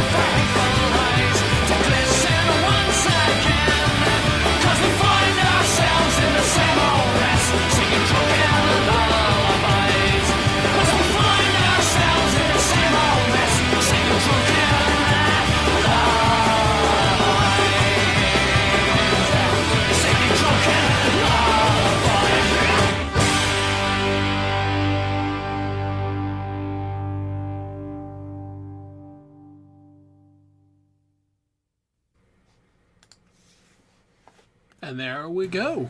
I haven't seen them in a while. Yeah, now it's been a few minutes, right? I'm a big fan. Yeah, I like Flogging Molly a great deal. And Pookie Ann knew that, that guy was from Fastway.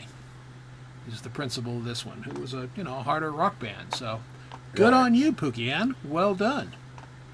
Fastway always reminded me of Zeppelin too. A little bit. Down, down, down, down, down, down. Ooh, you're right, Coldacre. That is an excellent one. Yeah, I'll grab that one in the chat for later. I'm really stoked. I hope I get this off, Chris. This song for the charity album. E. Urban sent me over a track, and then I put in, some small backing guitar into it. Right. And I thought, I need a burning ass solo. And I just really didn't think I was up to it. And I got this guy you may have heard of before, Abe the Band. Abe is a great dude. Yeah, to throw a little guitar on there. So you got, and then Sunshine's going to come in with some vocals on it. There you go. And I'm really stoked about it. And when I got it back from Abe, I just got chills. I was like, oh my god. Yeah, Abe is very cool. Yeah. I'm writing myself a note, Pookie Ann, because Fastway song "Say What You Will." We used to do that back in the day, and that's a fucking great song. That's what I was singing, Chris.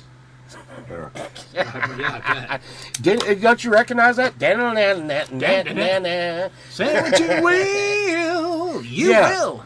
But he had a Zepp voice. Y&T sounded a little bit like Zeppelin. A little bit, yeah. And then there's this new band, this young kid that says he doesn't even know who Zeppelin is, and he so sounds like him.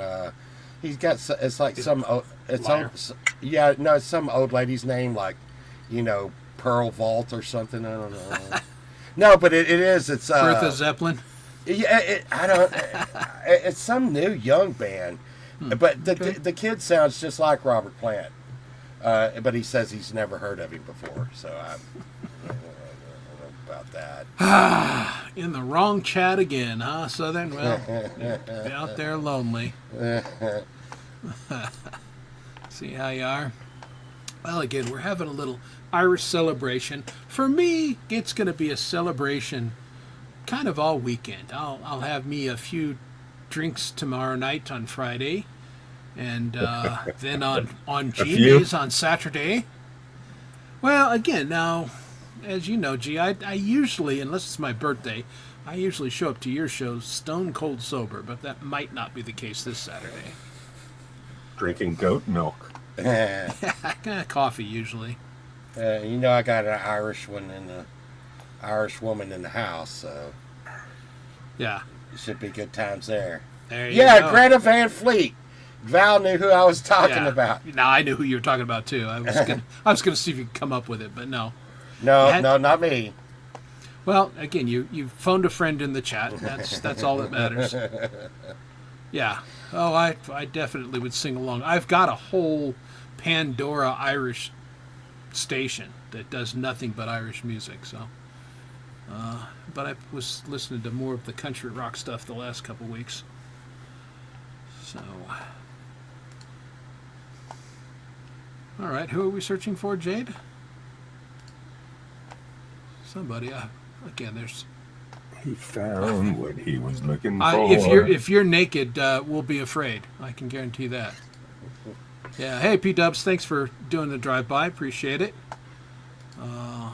Clothes are an evil construct made by the man. The man, huh? Yeah, that's right. Wendy don't need that tying her down. Yeah, Pookie, you're my friend. Damn it.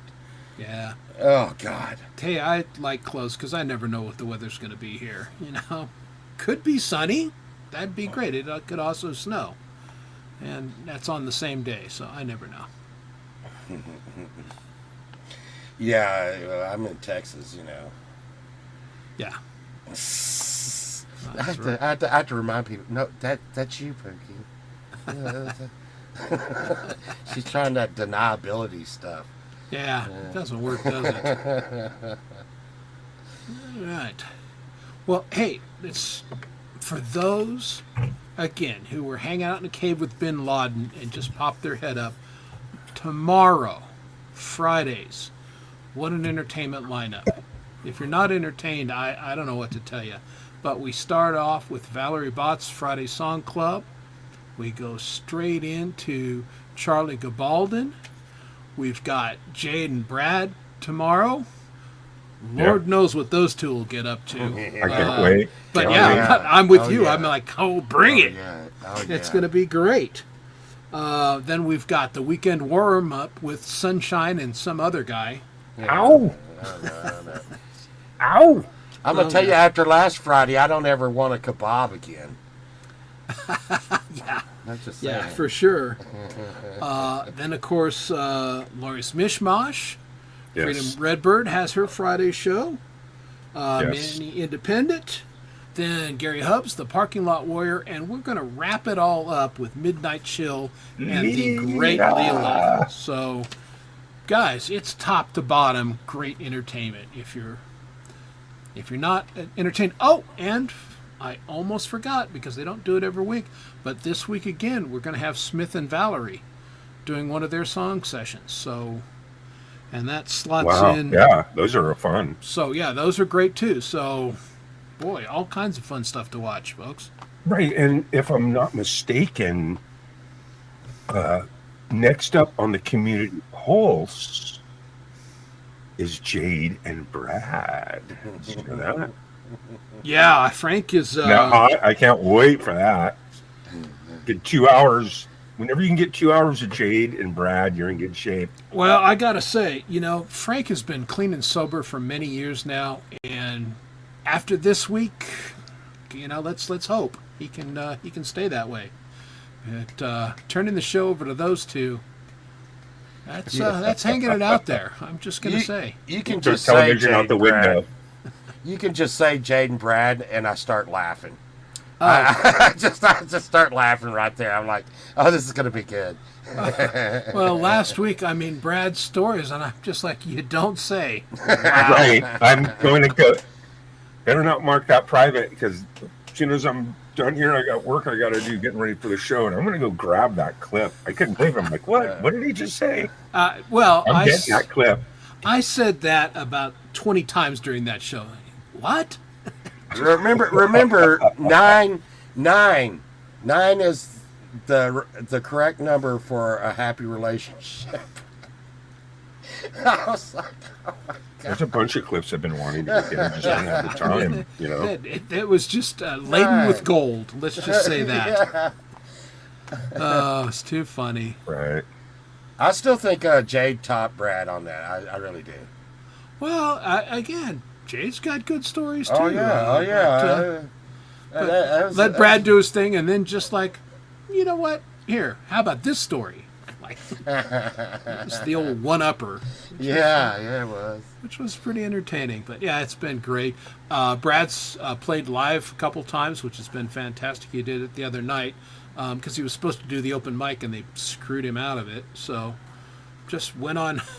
Jade just turned him on and said, going to bed, have fun. Yeah, and she's turning the knobs and making it sound so killer. The audio is just sick, and then you get classic. Well, that's it. For example, you can't go wrong, man. Yeah, she's got a great studio and a great setup, and Brad is like, here, play your guitar and sing.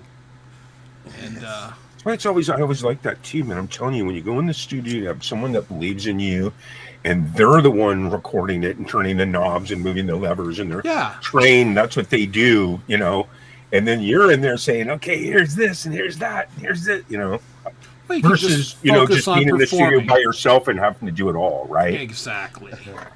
Oh, shit. Y'all are going to trigger Sunshine. Well. We did this last song. We probably did this last song 5 times over and over, and we would discuss what we thought it was going to do after the song. And the song's nearly 6 minutes long, so we would have to go all the way back. And But it was really good. We've been working good together. We haven't broken chairs over each other or anything. That's good. Yeah. And we really do get along really good until we get in the studio. Well, but I that's think, typical. yeah. I mean, Hugh Caldwell had a front row seat to this. You know, Dom and I have very similar ideas in music and everything, and we've worked together a number of times, and we fight like an old married couple because Yeah. And Dom we is a are- bit strong-willed, and it might surprise some of you that I'm a little bit opinionated as well, so it can be. But again, you serve the song. Everything that we've done together, I'm super proud of. But you know, it's a little agita getting there sometimes. But it's always great when one person comes up when another person comes up with a great idea for what you've done, and you're just like, so Sunshine in this one whispered something like "away," and it was just like "away," and it just sat there dead, and I'm like, I'm going to repeat that 6 times. Put some reverb on it, and studio faded out behind her voice saying "away." And when she heard it, she was like, "I love that," you know. And it's always great when you can come together. And she was like, "Hey, I want you to come in here and raise this part up for me so that there's no naked space in the song right here. So come in and like put some of your male vocals in as a Naked back." space? Did you say naked space? Yes, naked space. I stuck it right in her naked space. God, it sounds like one of Brad's stories. But well, that's the thing. I mean, you have a vision of your song and everything. This is what Dom and I fight about, because I'll suggest something or he'll suggest something, and we don't, because it's kind of locked into our mind how we visualized it. Sometimes it takes us a little while to come around to that different perspective. But it's super healthy. It's the best thing you can do is take that kind of stuff and process it and, you know, see if it doesn't make things better. Most of the time it does, because they have a fresh perspective. Yeah. Not always, and nothing lost. If it doesn't work, it doesn't work. But It's just getting back to riding the waves. You know, there's some people you collab with and you're like, wow, this is working out. And then you ride the wave. If it's a monster rave, you might put out 2, 3, 4, 5 videos. yeah, you never know. Some people you might do 1, you know, it's just riding the wave, man, you know? Yeah, for sure. Well, and it's like a soup, you know. You put in extra ingredients, like the stuff I do with like Imp or Urban is going to be way different than anything Pole Vault would ever do. Sure. You know, on there, and you know, and I've collabed with Camellia and Poison Wells, and that changes a little bit where the direction we go to, and it always, you know, it's like I said, making a soup, and all these ingredients come in to make like this tasty stuff. There's Hubs, look out! Yeah, he's had kid duty. He's back. Speaking of Jerry, Jade, I got a song for the album too, as of today. So I'm going to do some polishing and finishing up, and I'll get it to you for mastering. But Jade mastered my last song, and it was so friggin' good. It's like, why haven't I sent her stuff in the past? I know. I'm supposed to. Yeah. For me, it's just hard because I don't have any. Most of my songs aren't appropriate. L.A. Yeah. You know? Well, and that's the thing. Yeah. This is. Midwestern youth going to Los Angeles to be a rock star and get caught up in the world of that. Cocaine. Yeah, that's probably not the best thing for kids. Porn. You know. Indeed. Most of my songs are like that. They're another new one I got coming out, Blue Sky Fade Away. It's all about fucking people rotting the planet. You know what I'm saying?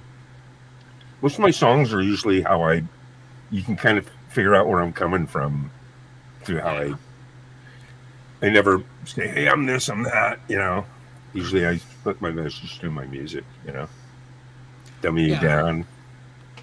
Well, this has been the funny thing in working with Dom back and forth. Yeah. He could not imagine, because most of my songs are just not my personal experience. They're just I'm projecting into something and he's like, how in the hell do you do that? Well, in the past year, we've gone opposite of one another, where now all of a sudden I'm writing some pretty personal stuff and he's Mr. Imagination. Right. You know, you go through different Well, it's periods. just like anything, I guess. it's all subjective. You know, when I was in Yeah. bands a long time ago and you went in the studio, oh, what a headache that was, because everybody had a hand and too many chefs, you know? Yeah, exactly. No, And then when you do by it yourself, like Pole Vault says, you know, you want a couple more spices in there, other people give it some flavor, you know? yeah, And, you know, so you think like, oh, well, Lennon's really cool on his own and McCartney's really cool on his own. But you put them together with, both of them together with George Harrison and, you know what I mean? Boom. Yeah. There you yeah, go. exactly. Well, a lot of times, hey, if you're working in the kitchen, you'll have the sous chef come over. Hey, taste this. Tell me what you think. You're the chef. It's your restaurant, but you know, Right. little That's input right. from others, right? So we could have one person calling the shots Yeah, and, that you works know, best. and then you get people to come lay tracks. Like when you go listen to my music, man, there's a lot of stuff on there. 90% of all the music is me in the studio recording it. And then 90% of the leads are me subbing out to like Chris Lee, Mikey Pimentel, these guys that I played in the San Francisco Bay Area live that were just like, I never even thought I would be able to get them to play on my shit. But when you have it dialed, you're like, hey, can you lay a lead to this? You know, shit like that. And then my friend Monique Lisa sings backup on, that's where I get all that female vocal from. She sings backup on So Lonely. She sings backup on fucking bunch of other of my songs. And Sound it out, Southern. Pat McGroin. You can do Pat it. McGroin. Pat McGroin. Pat me McGroin. Come on, Pat McGroin. Yeah, I don't make you nervous. Trust me. You don't make me nervous.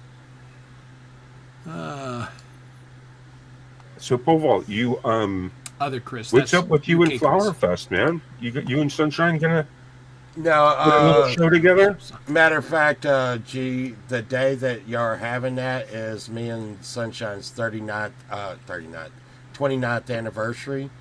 And On that actual day on April 12th?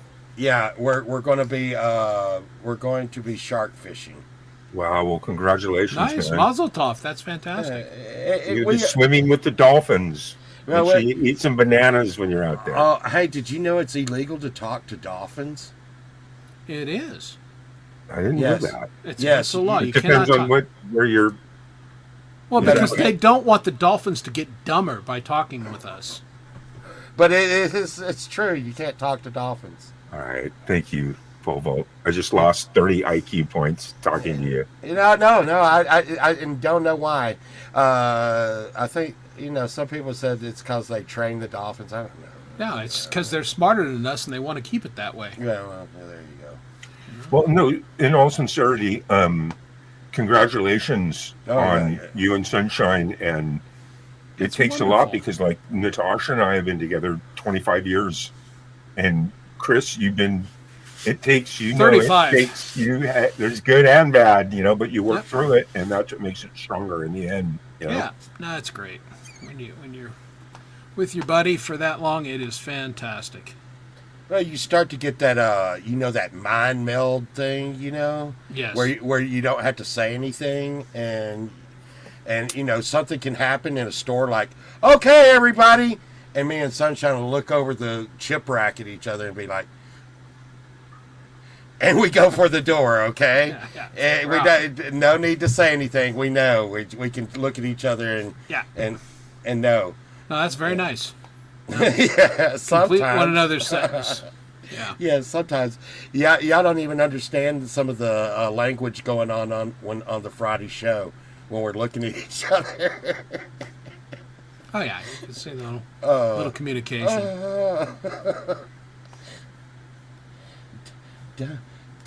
Don't tell him I'm in my underwear. Yeah. Oh, it's true. I'm a giant kid. Why would I grow up? I got it pretty Yeah. good. I thought I was going to have to grow up one time. It was sad. Oh no, it's adulting. Being an adult sucks. God. Oh, It's God. it's the worst.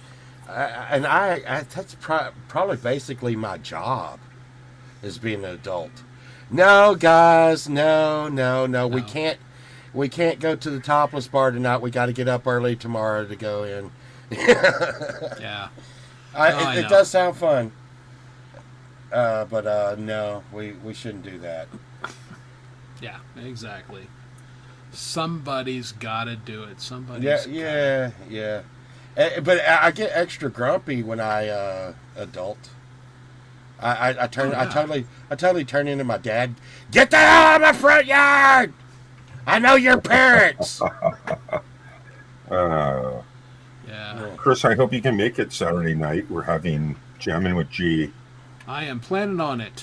And I'm looking forward to not having to babysit Saturday night. Yeah. Well, I think, we've had a guest here lately that probably needs to find another place to be. Yeah. You know, it's still hard though, because you know how hard it is. Like, I forgave a guy that said the wildest shit ever, you know? Well, and just this person, it's not their fault at all. They've done nothing wrong and everything. It's just, I personally don't feel like it's the best environment for them. It's a very fast-moving adult show, and I just... Well, and also not only that, look, everyone knows as the leader of your channel or your tribe, that's your tribe. Yeah. It's always evolving and getting better.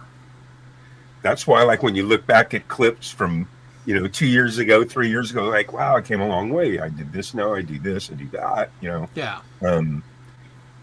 I like this Jamming with G trip where I have accumulated a lot of really good musician friends, and just jamming with them on Saturday nights is like a special little show. I like that. And then still having the open mic every once in a while when you got to babysit a little bit, Yeah. You just have less open mics, and because I live stream every Saturday night, so either it's going to be a festival, or it's going to be the Jammies, or it's going to be an open mic, or it's going to be Jamming with G, Yeah. So, Well, but yeah, Chris, definite dilemma, Yeah, no, for sure. Well, there's always situations that come up, and I stream. I guess I stream professionally in my daytime job stuff, and I go to them and actually ask them about questions that we have, like what G's going through. And one time, Chris and Dom, I don't know if you remember this, Chris, when one time the whole stream was just getting wrecked by someone who wanted to come on the panel to ask for money, and I was like, you remember that? And I went to professionals and I said, what do you do when this arises? And they're like, oh shit. Yeah. I don't know, man. And it's hard questions. It was bizarre. I think we handled it. We just said, no, we don't do that. Well, but they were getting mad about it, and then of course, then your regulars start going, 50-50 sides, and you're like, what? And that's true, because you know what I mean.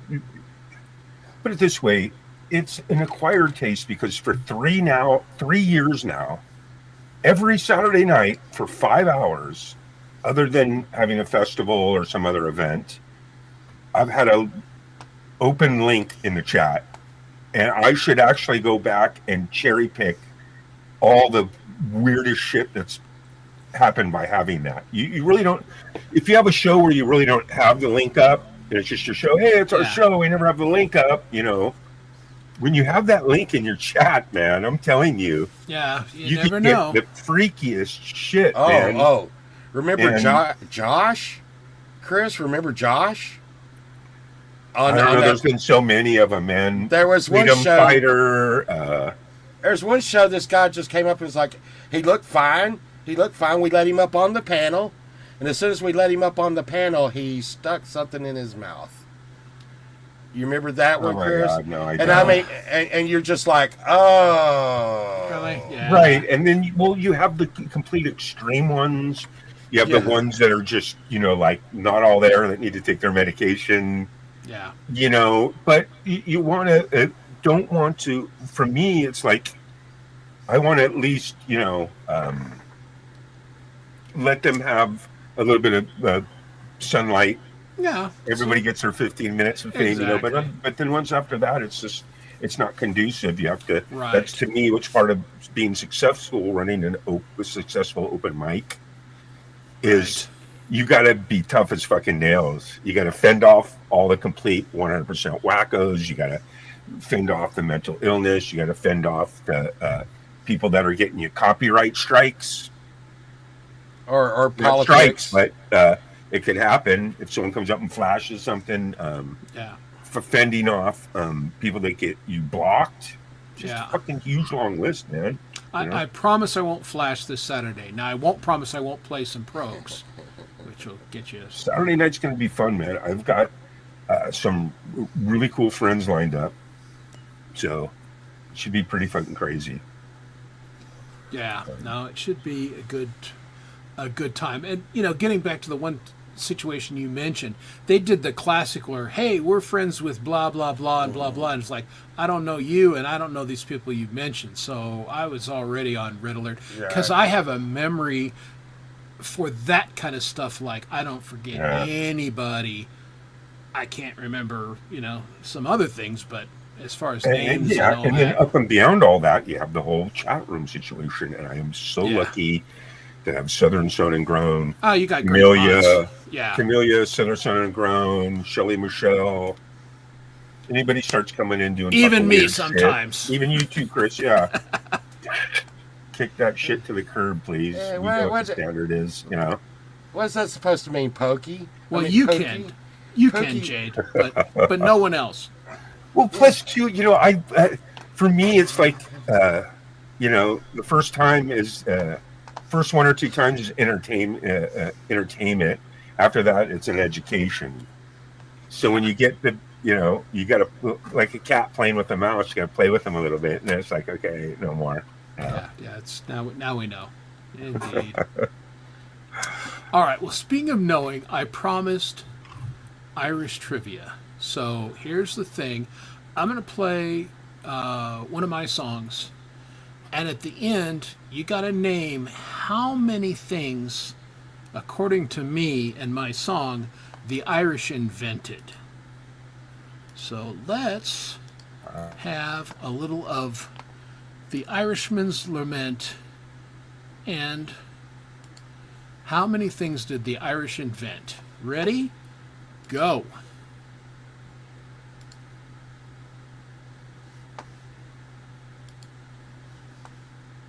My sorry Irishman on St. Patrick's Day.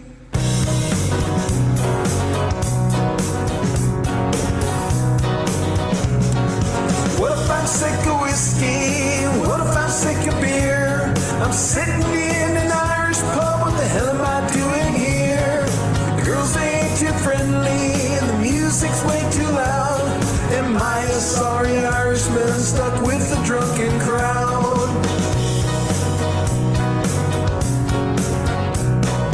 I left my job early, it seemed the thing to do, and I headed down to Clancy's pub to have a drink or two.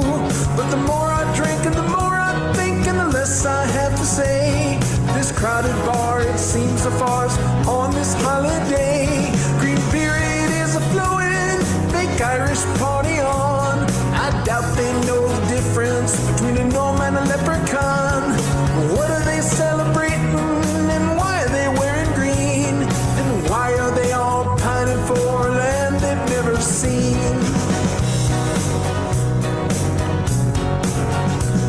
So what if I'm sick of whiskey and of shepherd's pie? What if I'm sick of all my fake friends toasting the Emerald Isle? What if I'm sick of bagpipes and I want to get away? Am I a sorry Irishman on St. Patrick's Day? I retreated to a corner, I fell into a dream. I thought I saw a little man and he was wearing green. Ah, such a sight I've never seen. Yes, you make me sick. You're a sorry Irishman, I want to hit you with me stick. See, the Irish built the railroad the streets as cops. Like the things the Irish gave the world, the list it never stops. We first invented whiskey and modern chemistry, and later we came up with the zinc nickel battery. Got Europe drinking chocolate and milk of magnesia, and don't forget an Irishman discovered Antarctica. And never fight an Irishman at sea. We got torpedoes and submarines, and if commies shoot your airplane, we invented injector seats. How to column still and extra stout beer. The list is big and long, and Begorrah is made in Ireland, lad, in case you want to get it on. So quit your bellyache and your sniveling little punk, and get your ass back in the bar and be a proper drunk. Now I'm never sick of whiskey, and I'm never sick of beer. I'm belting out old Danny boy, and I shed a little tear. Girls, they still ain't friendly, and the music's still too loud. But I'm sitting in an Irish pub, 'cause I'm Irish and I'm proud. Yeah, I'm sitting in an Irish pub, 'cause I'm Irish and I'm proud. I'm sitting in an Irish pub, 'cause I'm Irish and I'm proud.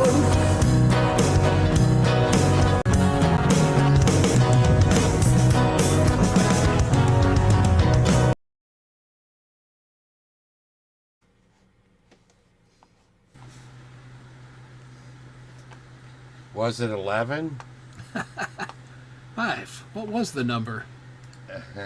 Something like that. Oh, that's the big, I hate that one. There we go. Oh, we lost G. Oh, no. He went away. Well, it's probably because I played that song to death on his show, so he's probably sick of it. Sparky was just asking me for $2. Me and my buddies used to get drunk and try to borrow money off of each other, and it would be like, "Hey, but I paid you back," and they're like, "When?" I don't remember you pay. I paid you back when I was drunk, or I paid you back when you were drunk. Yeah, there you go. And they would always say, "You borrowed money from me when you were drunk," and I guess You never know. yeah, But no. a lot of the people in the chat got a lot of them right. Yeah, the torpedo, the submarine, ejector seats, modern chemistry, whiskey, milk of magnesia, believe it or not. Now, some sources credit the Irish with introducing chocolate to Europe. That one's a little debatable, but what the hell? It's our day, St. Patrick's, so we'll take credit for it. But the other ones, definitely. They didn't invent the railroads. They built a lot of the railroads in the United States, but they didn't invent them. Treverick was actually a Scotsman who made the first practical railroad. So the Scots invented a few things too. All right. Yeah. Yeah, but it's not chocolate milk of magnesia. That's just... But yes, indeed, Guinness beer, the stout beer process.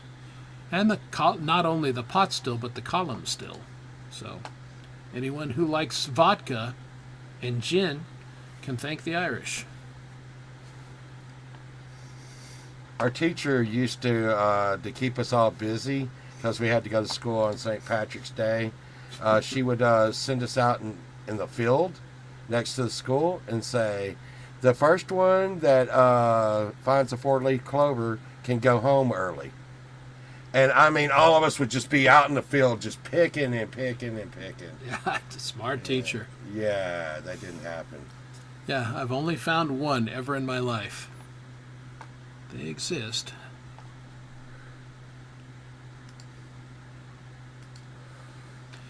Actually, the Irish beat you to that too. Poutine is the Irish moonshine, and it's one of the precursors of whiskey. So, but you fellers up in the hollers there make pretty good moonshine. I won't deny that. Oh, is that poutine? Yeah, it's called poutine. I'll take some of that. Yeah, actually, I've had it. I think it's quite good. But again, it's a bit of an acquired taste. It's like up in Canada, they got this stuff called poutine or something. Mm-hmm. And they serve it in McDonald's. Yeah, poutine is not like poutine. Yeah. You should see what the waitress's face when I order it. They're like, I think you mispronounced that, Mr. Volt. Yeah. And? So what's the answer? Yeah.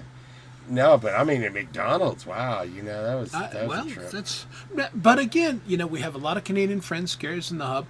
Western Canada, they don't eat that. That's not a Western Canada thing. That's only an Eastern Canada thing. Yeah. I do like Western Canada. Oh, yeah. Eastern Canada is kind of like New York with nice people. Yeah. As they're robbing you, they say, "Hey, oops, sorry about that." They do. It was weird. Hand over your wallet, eh? Sorry about that. Excuse me, sir. Can I have some spare change? No, get away from me! Oh, thank you. You have a good day, eh? I went over to the west side and they had this place called Gastown. I probably shouldn't even go into that, but everything in the whole town is ran off gas, even the clocks. Interesting. Yeah, and they have one place over on the west side. They put all the crackheads in one town, and I was mad at the guys because I had to sleep on the floor of the hotel. And they were like, I know what's going to make you happy. I know what's going to make you happy. And they drove the car in circles around the crack town. And they beat on the windows and stuff. It was, and like these Mounties came in with the horses and billy clubs. It was, it wasn't Six Flags or nothing, but it was entertaining. It's still entertaining, huh? Yeah, Okay. yeah. Well, they might have an argument, but they'd be wrong. It's documented. Now, vodka, obviously, that's a Russian invention, but the column still, which is the modern way vodka is made, was invented by the Irish. Hey, there's not visible. He got a Warlock bass the other day. Oh, very cool.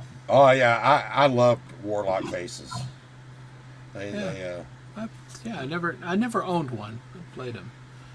For some reason, it just seems like the neck goes on forever. Yeah. DC Riches were nice, but they just weren't. Just always been a Gibson guy. All right. Hey. McGillicuddy is back. Yes, I got click happy. Yeah, that happens. I wondered about that. It's like he was here and then he was gone, but he's back, boys and girls. To turn you I was rendering some stuff, so I had to. It was at like 95% forever, or 96 or 7. So I just closed everything but that, and then let it finish rendering. You know what I'm saying? Yeah. Well, there you go. Making videos. Here's a grooming question. Did you iron your beard, Pole Vault? No, I actually just rebraided it this morning. It's not really braided. It's just got lots of ties in it. You remember when y'all met me? It wasn't really this long. It was probably up to about here. Yeah. Is the plague over with now? Which one? I said I was going to not cut my hair until this whole thing was over, and that's how long it's been. All right, I'll see. There you go. And so a bunch of people said, "Well, you're never cutting your hair again." I'm like, okay. I just gave up on it.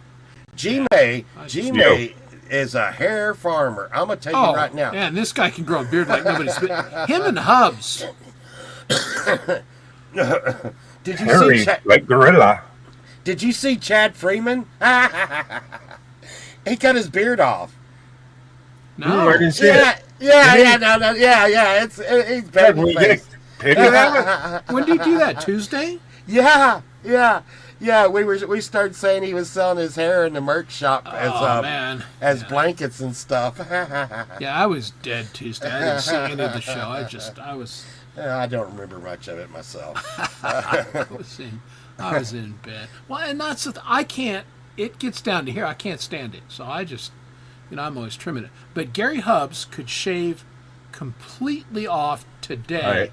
and by his show Saturday, it's like Chia pet. Yeah. I would call him that, the human chia pet. It's pretty amazing. Well, G can make designs. I mean, I'm like, damn, he didn't have that last week. I know. mean, wow. It's pretty impressive. What's funny too is all my facial hair grows practically 80% just white. Yeah. And I don't dye my hair or anything. I can't dye my beard because I'm totally allergic to it. Yeah. I always break out massively if I try to dye my shit. When I did the Dom Father, a while back, I did my Dom Father, right? That was hilarious.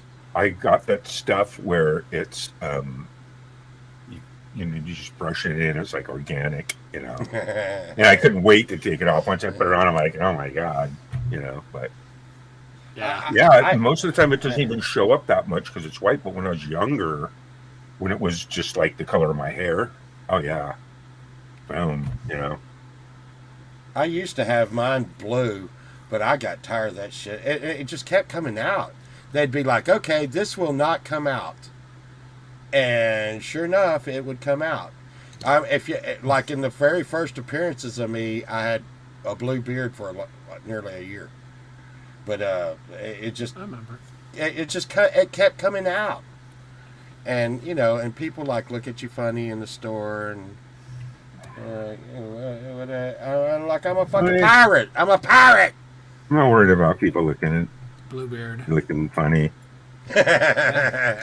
You're in Texas, right?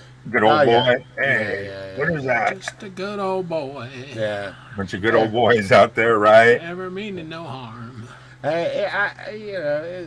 It's like a. Call me later. I'm a little crazy as shit too, so that goes a long ways.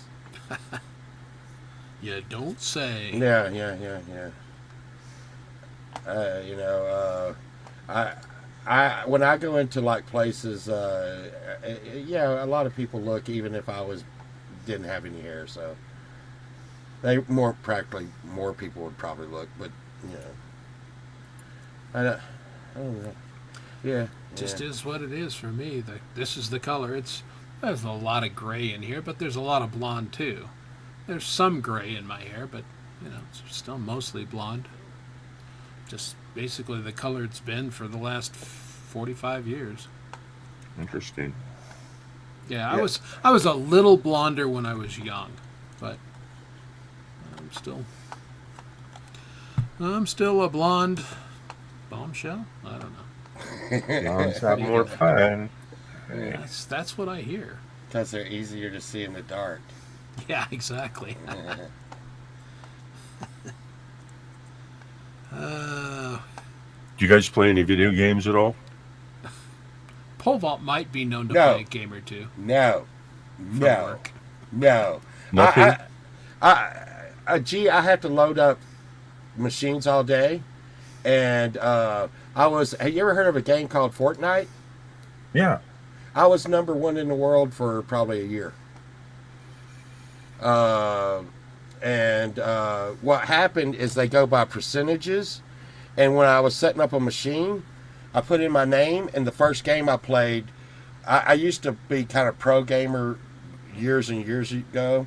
But the first game I played, I got chicken dinner, which meant I was 100%. So I never played again. I'd log in every week to make sure that I kept that number. And you can't get any better than 100%. So I stayed at the top of the rack forever. I used to play a game called Quake, and me and Sunshine gave up a game called Warcraft, which you play. Warcraft was like crack to me and Sunshine. Yeah, I think everyone at some point plays something for balance. It's not like I play. I have my games of choice, but I very balanced with it. Like I go on Tuesday nights. I play every Tuesday night for like 4 hours. That's my video game night. Yeah, I just. If anybody wants to join me too, we run around. Anyone can do it, and you all load into the little virtual world, and you run around and you do shit. World of Warcraft. Yeah, very cool. Yeah, I mean, I'm decked out. I got all the stuff from BlizzCon, all the stuff. They just released a new classic realm that's fucking packed. It's a packed realm. That's what it's all about, is having people on your realm, and then they layer it if it's a weak server. Yeah, I just play phone games, spatial games, and phones, word games. Yeah. Slot machines and shit, Words with Friends. Yeah, I play a lot of puzzle games. That's what I'm into. Nice. Yeah, WoW was like crack for us. I used to have a Warlock G, and it was so like unnerved that I could just sit back, and the bound demons and stuff would destroy cities, and wow. And it would just out on the battlegrounds. I was just. Well, if anybody wants to play with me, Polvo, I play every Tuesday night, Pacific, from about for about 4 hours, and I have my own guild, and I'm playing on a classic anniversary realm where it's classic Warcraft, and the highest it goes up to is 60 old school, where it takes you like 2 years to get a level 60. You know what I mean? Yeah, well, that's what made me and Sunshine quit playing. It got to where we were having date nights, like before we came on your show. When we come on your show, me and her are hanging out. Okay. Oh my god. But we used to actually meet on the server in the same room. Yeah, and go in the same room. Yeah, fuck yeah, it's awesome stuff. And we would go do things together. They just started the anniversary realm. It's packed. It's got all old school people from 20 years ago. It's fucking packed. I already have a level 60 healer. Oh no! I'm the best fucking healer in fucking World of Warcraft, dude. 20 years ago when it first came out, the first 3 or 4 years. Well, that's what ranked made us like quit third playing. in the world in healing in World of Warcraft. That's what made us quit playing, is when they came out with the Death Knight, and they gave everybody level 70s. 55. Or whatever, and we were like, but we Death had Knights were garbage. Anyone that made a Death Knight, you weren't anything close to a tank of a warrior or a druid bear. But the thing is everything we'd worked for, they gave away, and our armor was instantly trash. Yeah, but still, not really, because Death Knights were lame. You knew when someone came around at Death, like, oh, look, he started at 55, he's wearing rags, and even if he does have killer gear, he sucks. Yeah. It didn't matter, you know what I mean? My first guild, man, I wish I had my YouTube channel when I had my first guild 20 years ago when it first came out, because I played EverQuest, and then I actually started on Call of Duty in 1996 PC, and fucking that was awesome. Call of Duty 1, Call of Duty 2, Call of Duty 3, and then as soon as it went from PC to fucking Xbox, they just completely ruined it. It's not even the same fucking game at all, you know. The shooters, as I got older, never played it since then. As I got older, I would shake when I play like Halo or Quake or any of that. I get the shakes, and I'm just, it's just these young guys, you know. I mean, the pros are like retiring at like 26 or 27. Yeah, no, they're 25. You're basically done. Yeah. I keep reading that, and it just blows me away, because they don't last as long as a lot of NFL guys. They can't do it. If you look at the PUBG games, the live PUBG games from about 3 years ago, right when we met, all the ones prior to that are on YouTube. If you look at the top, of the 64 players, I'm sitting at the top. Nice. And I don't have any hair or beard. Natasha was she graduated in 96, but when she was a kid, she still has her original Nintendo and all the cartridges, all of them. Okay, fucking Nintendo, and we'll set it up and play, and she just fucking spanks me on all those games. She's got the Sunshine Snake does one. that. She's got the fucking. She's got them all, man. It's fucking. I'm so old. We had an Atari. No. Yeah, Space Invaders. Yeah. Yeah. We had that. Do you remember the ones where you'd stick the static screen on the TV, and you played Pong, but if you stuck the other thing on, now it's tanks, and Yeah. what was that? ColecoVision or something? Yeah. Oh no! Wait, now it's tennis. I put a green thing on my screen. Now it's Pong. No. But yeah, I played video games, and I was I can honestly say that with no doubt that I'm one of the pioneers of professional gaming, because when it first started, me and my partner, we were there, and we started out in garages. Then we started going to hotels, and they were like, okay, if like a couple of y'all are staying here, y'all can, like, imagine this nowadays. A few of y'all are staying here at the hotel, oh, y'all can have the ballroom. We set up computers and ran them. Then they're like, hey, you know what, $100 for the ballroom. Yeah. I want to tell you now, I've been in Madison Square Garden, and it's millions and millions and millions of dollars. And I went from garages to Madison Square. I think World of Warcraft has to be the king daddy of them all. That's the chess. You have to have, most people that I ever played World of Warcraft with or tried to get them to play it, 10 minutes in, their brain can't take it anymore because it's so overwhelming. You have 200 spells that you can use. You have different combination of those spells. You have this, you have that, you have enchanting, you know what I'm saying, Povo? It's just like that. It's limitless in the gaming scenario. Like most of the games are first action shooter games, Well, if you can imagine me and Sunshine, you remember when you'd battle each other? Sunshine, I don't know, I think she was a rogue or something, but she would do mind control on me. That's and then PvP. Yeah, and then she'd run me off a cliff. That's what I did. She was a priest then. Just like real life. Yeah. Yeah, right. It was just like in real life.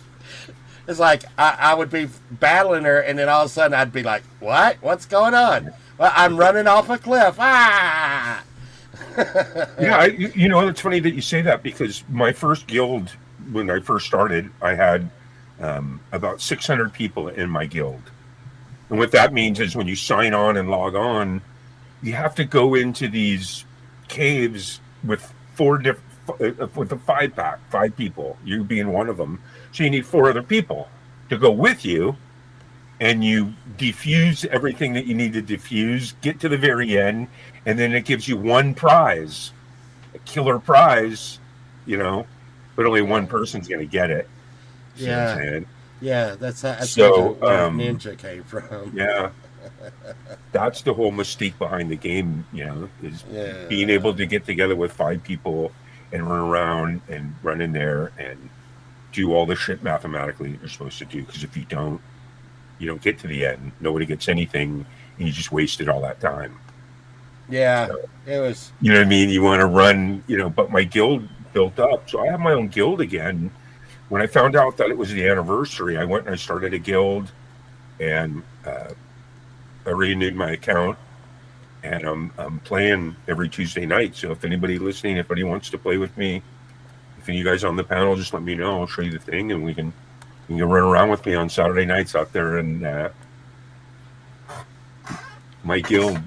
And you know what the guild's called, don't you? The guild is, Chris, where when you sign in to your character and you run around in virtual land, up above you it says your name, and then below it says like your gang is your guild, and it says the guild name above you as you're running around. So that's who you represent. So when you log in, you go to this icon, you click on it, and it shows all the people that are in your guild that are playing. So that we get, hey, Chris, where are you at? Oh, you're over here. You go hook up with each other in the virtual land. So you got Camp G May fucking running around out there in World of Warcraft right now, man. So do you throw down guild signs? I think I have 30 people in my guild right now. I have no idea who the people are. They just joined my guild because, like I said, I'm a really good fucking healer, and it's hard to heal all these instances. And to me, it's like so easy, you know, because I know every single one. I know every fight. I know what every expected of each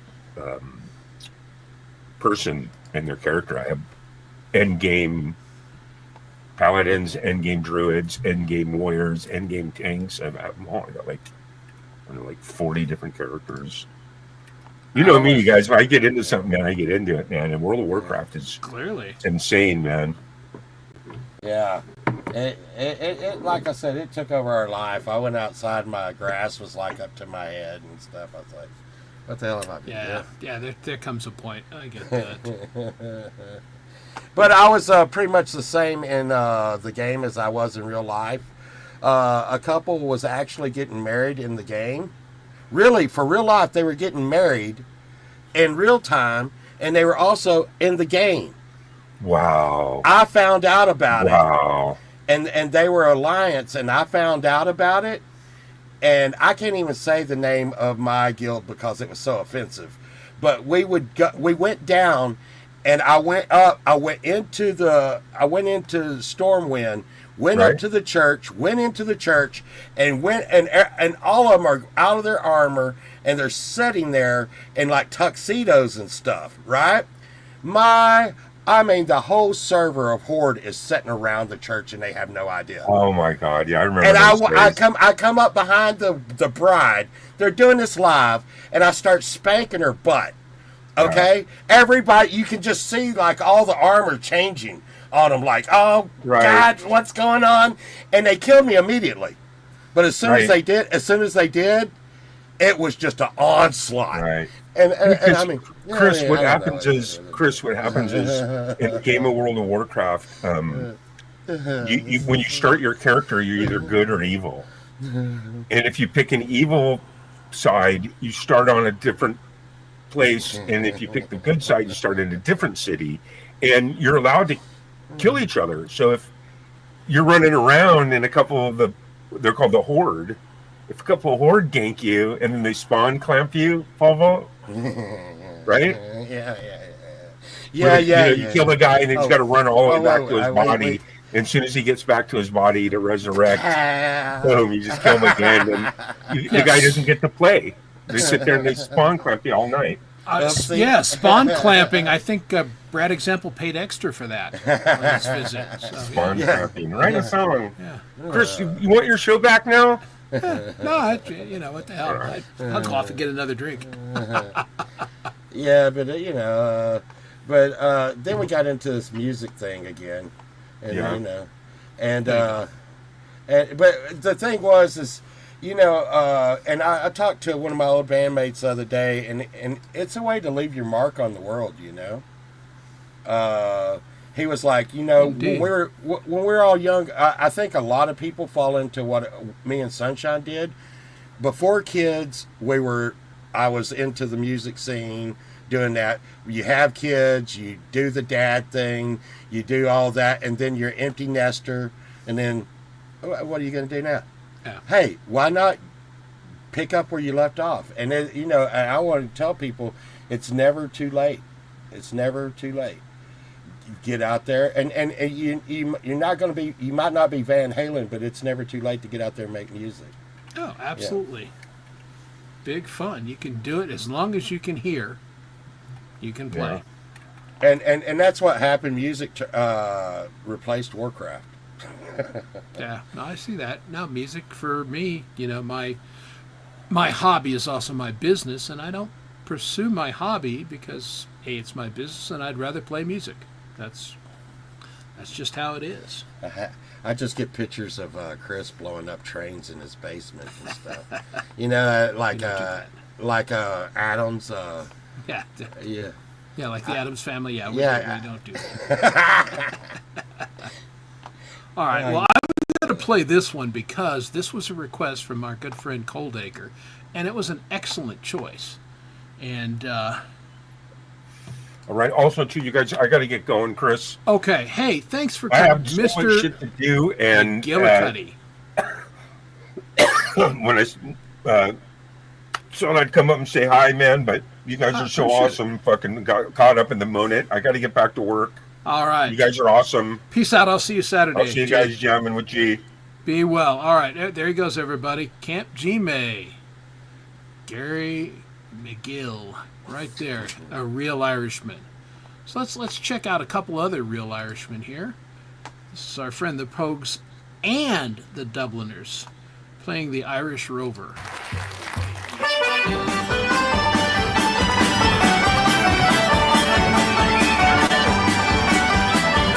On the 4th of July, 1806, we set sail from the sweet cove of Cork. We were sailing away with the cargo of bricks for the Grand City Hall in New York.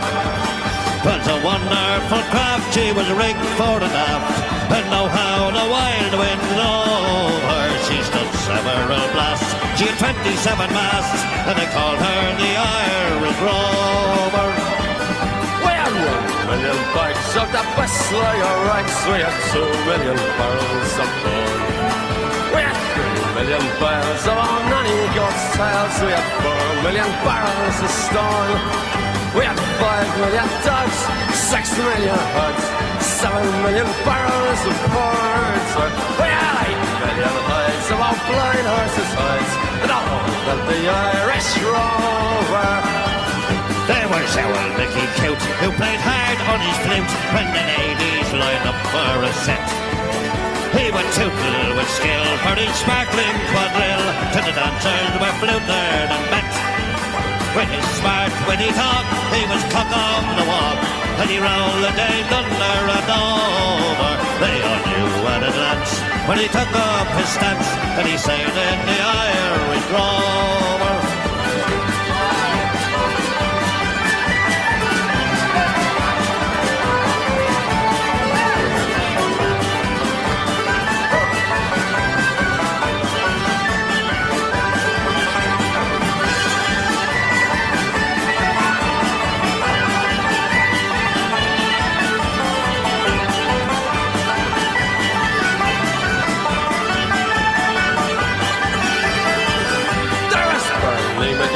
From the banks suddenly there was Hogan from County Tyrone. There was Johnny McGurk, who was scared stuff of work, and a man from Westmead come along. There was Slugger O'Toole, who was drunk as a rogue, and fighting that shicey from Dover. I am man McMahon from the banks of the Bann, the skipper and the Irish Rover. For a sailor it's always a bother in life, it's so lonesome by night and by day. Then he longs for the shore and a pretty young whore who will melt all his troubles away. All the noise and the rout, filling punching and stout, for him soon is done and over. Of the love of a maid, he is never afraid, and a song from the Irish Rover. We are sailed 7 years when the measles broke out, and his ship lost its way in the fog. And the whale of a crew was reduced down to two, with the skipper and the captain's on dog. Then a ship struck a rock, oh Lord, what a shock! So it turned right over, turning 9 times around. Then the poor old dog was drowned. Lost to the Irish Rover.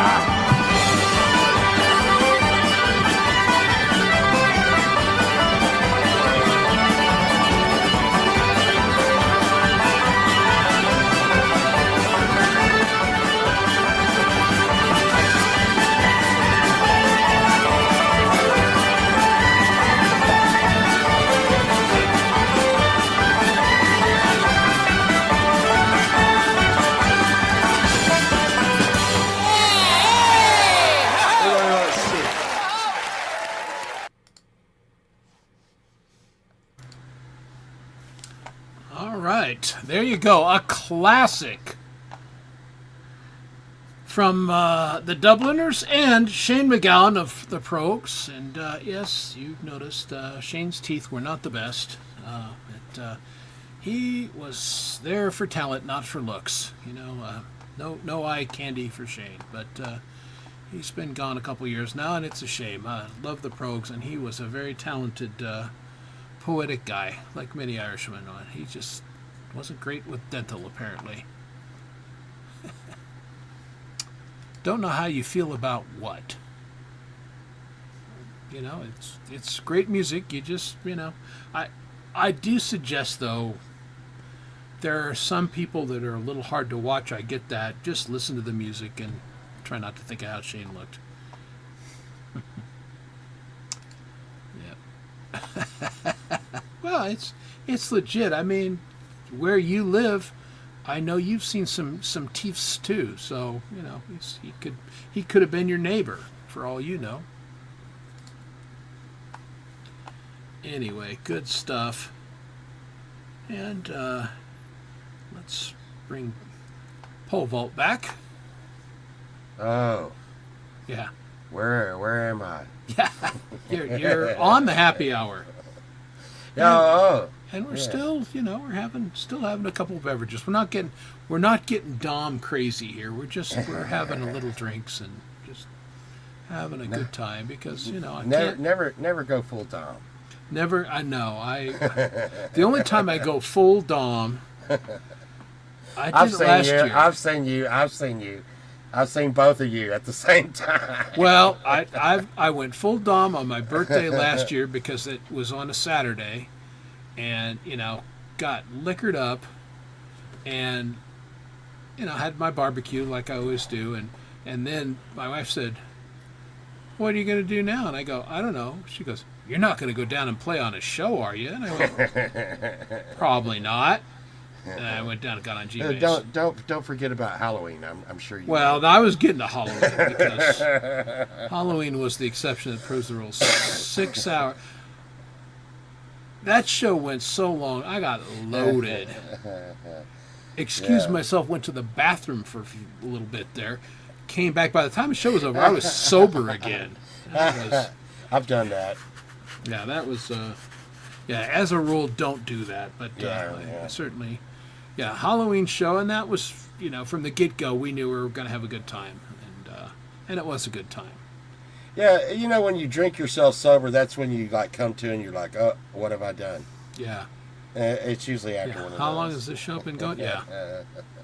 Halloween was wild. I've only watched the full replay once, and I kind of watched it in horror, like, because the joke was, how long can I keep up that accent? And the answer was, and keep the stupid parrot on my shoulder. And the answer was the entire 6.5 hours, because when I commit to a character, damn it, I commit. I think I was a hamburger or something. Yeah, it was a good time. Of course, G came as the damn father. And I mean, he had the flannel and the background and dyed his beard. I mean, he commits to character too, and it was amazing. And the best thing was, he would get his guitar and he would strum a chord and then go, "Oh yeah, I got to tell you a story." And then he would launch into a Dom kind of story. And I mean, I was dying. God, that was funny.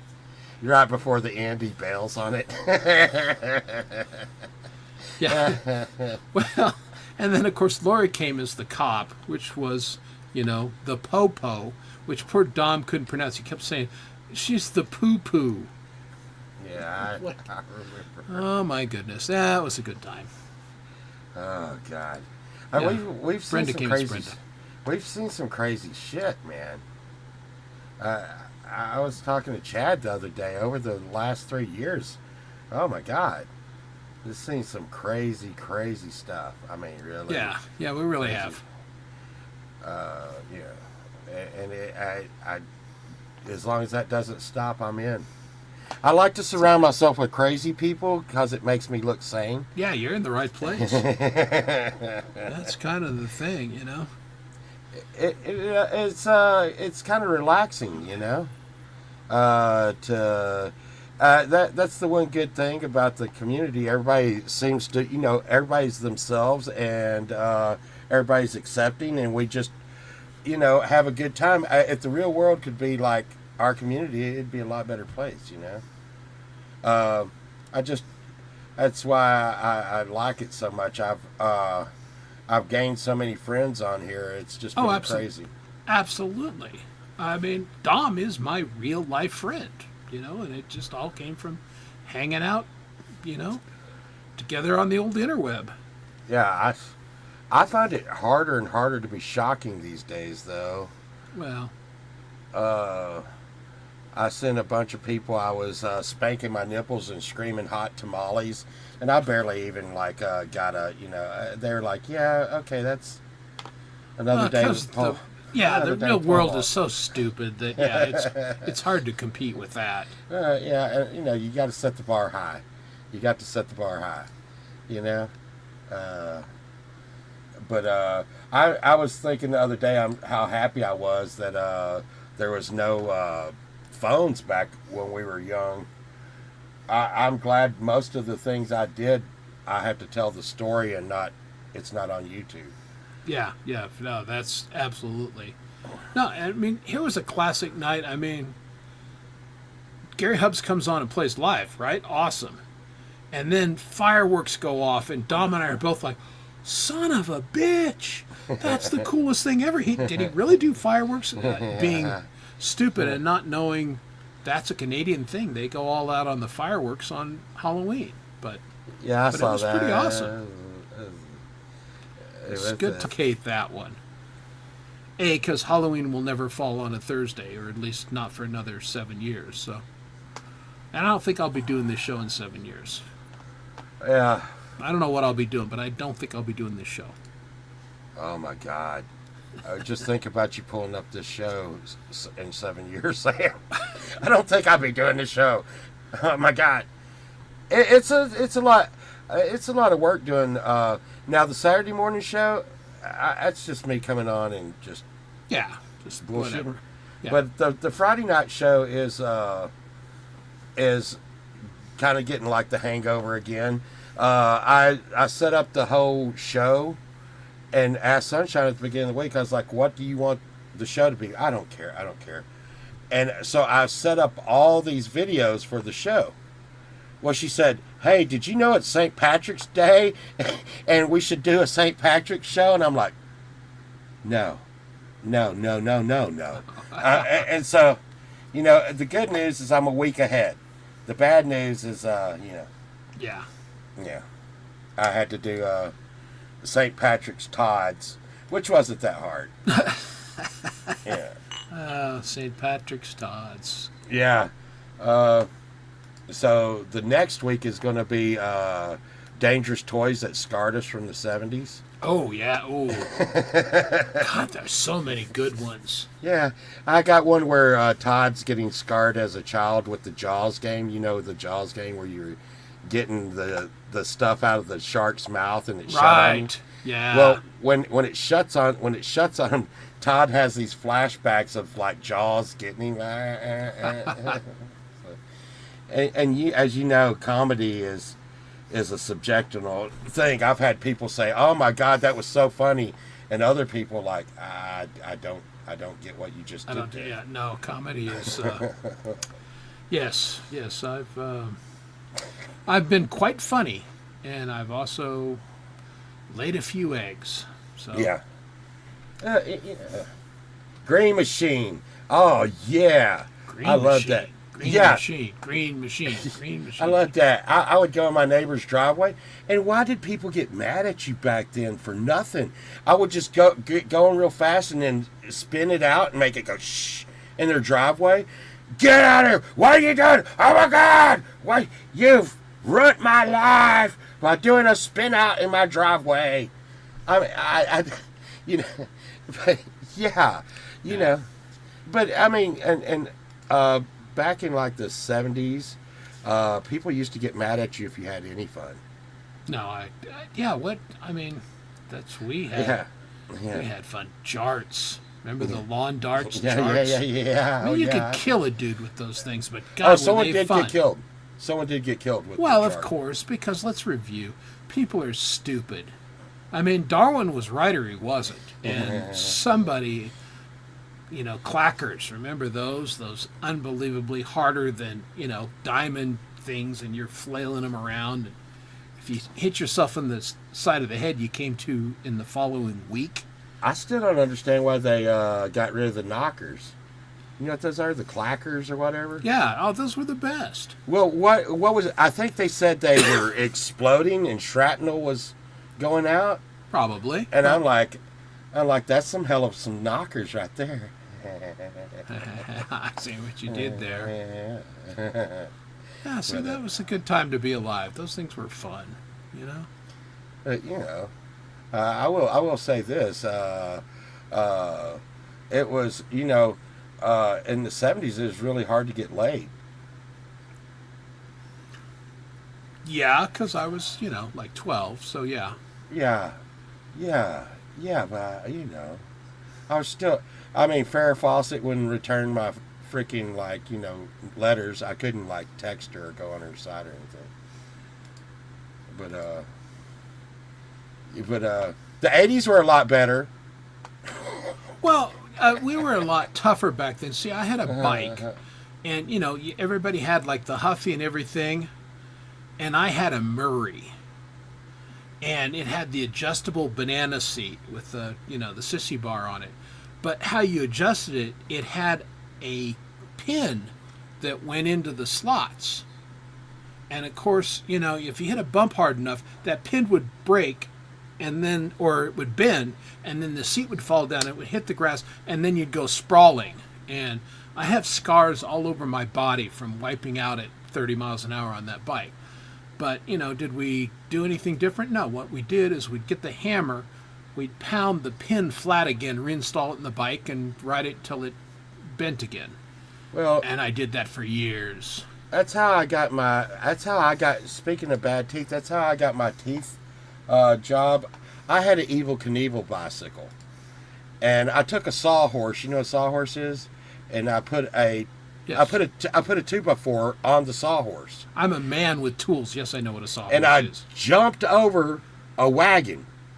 And all these grown-ups were coming out and like, hey, this kid, I was in a little town, they were like, this kid's going to be something. Look at the way he's jumping. This could be, and so it was a big deal. And about that time, I put the handle of the wagon out because I was clearing the wagon too much.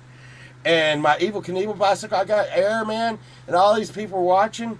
And the back tire of the wheel came down and hit the handle of the wagon, which made the wagon flip up and hit me in the head on my bicycle. And I let go, and then I just ate the sidewalk with my mouth. So that's how I got so beautiful. Yeah, that happens. Yeah. Well, as it will. And but the Evel Knievel bicycle was really nice on the nuts. Yeah. Did you see me do the jump about a year ago in the Donkey Kong? I did. And That almost tore my balls off. Well, this is the thing. It's given my youth and all the bikes and everything. It's amazing that I actually fathered 2 children. Yeah. What's up with those seats? I mean, who designed a seat that would just, if it wasn't going up your ass, is ripping your nuts off? Yeah, somebody who hated testicles. Yeah. That's all I can figure. And the Evel Knievel had a bench seat, like a motorcycle. Yeah. But it made me feel extra cool when I got out there in my leather jacket that I got for Christmas, and I was the Fonz, Yeah. Yeah. But there was no Pinky Tuscaderos out there where I was, so. No, and why would there be? Wait, no, Pinky Tuscadero, that was like Richie Cunningham's. What was Paula Kazumba or something? That was Fonzie's girlfriend? Paula Petrolunga. Yeah. And she died in a derby crash. Oh man. Okay. That's Fonzie. That was Fonzie's girlfriend, man. Oh dude. Yeah. Oh, Fonzie. Oh, Fonzie. And then he jumped the sharks. Well, that's the funny. The epitome of fake cool back then is, now he's an old Jewish guy doing commercials for eye disease. Oh no, Fonzie. Yeah, yeah. I bet Joni. Does Joni still love Chachi? Who knows? Probably Bet- not. I bet she'd be.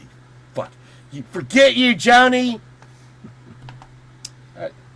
Freaking Chachi. Chachi loved you. Wait, no, it was Joni that loved Chachi. I don't know how Chachi felt.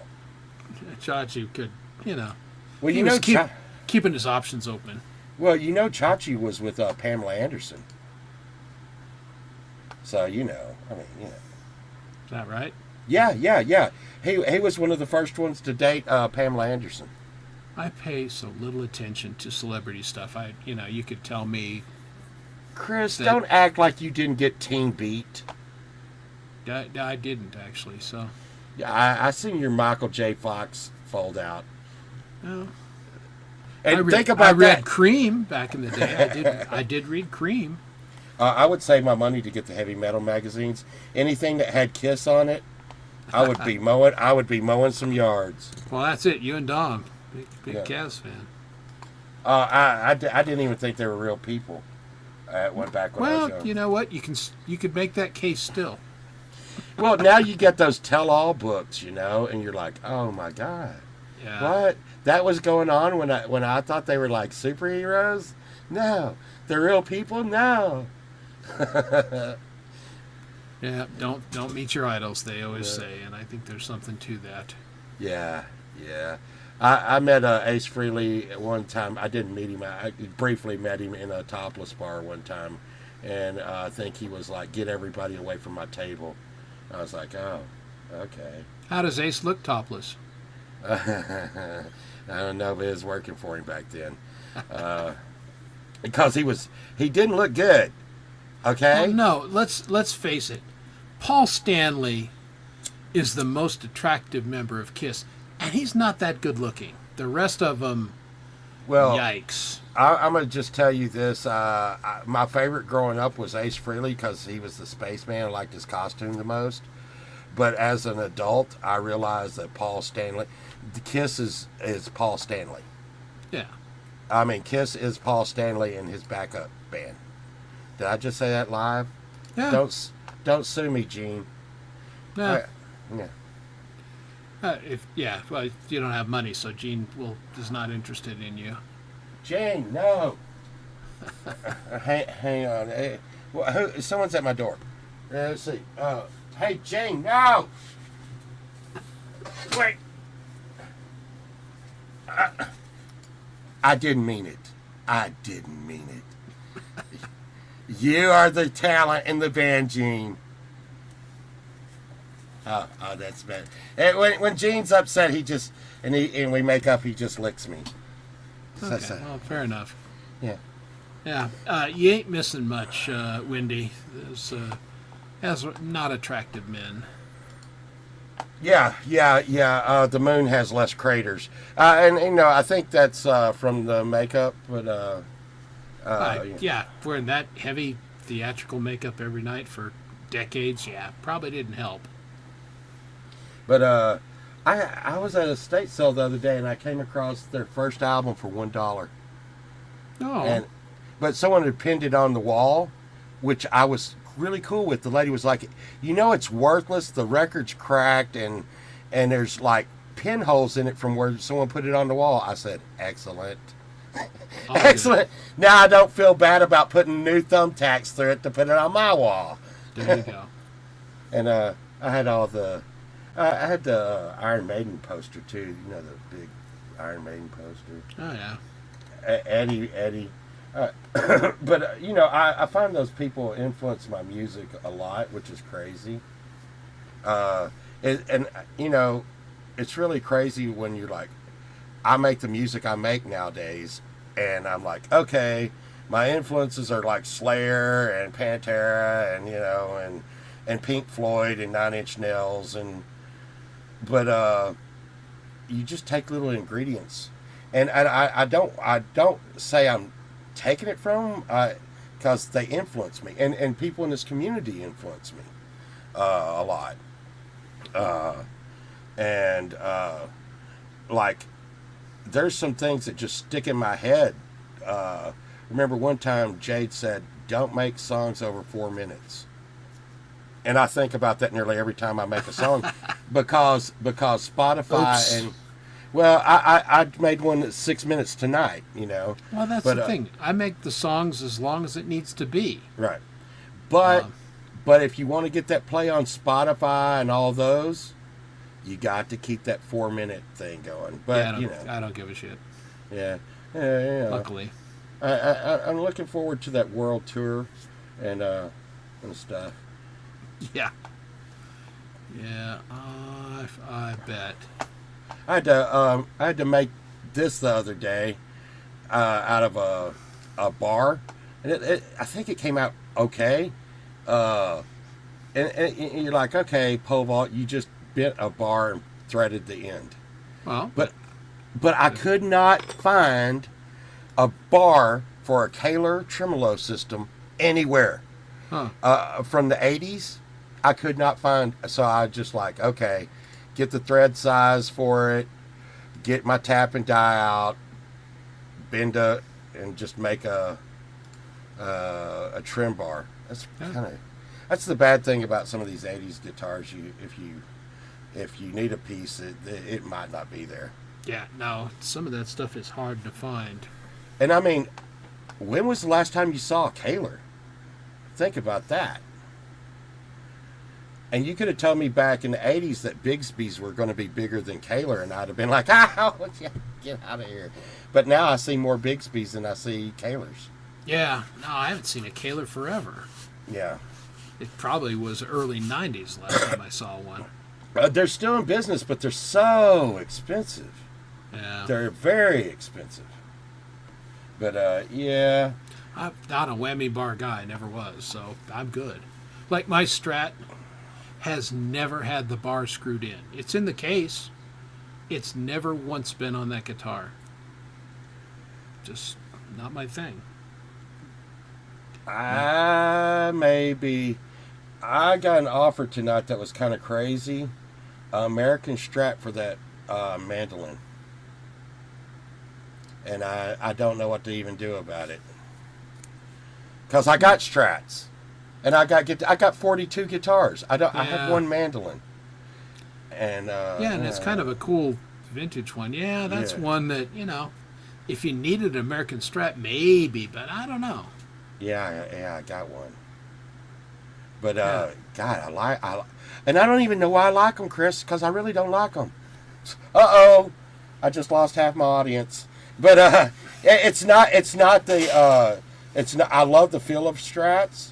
I love the play of Strats. I love everything except for the single coil. The single coils seem to have like a hum to them, like. Well, they do because that's they're single coil. Yeah.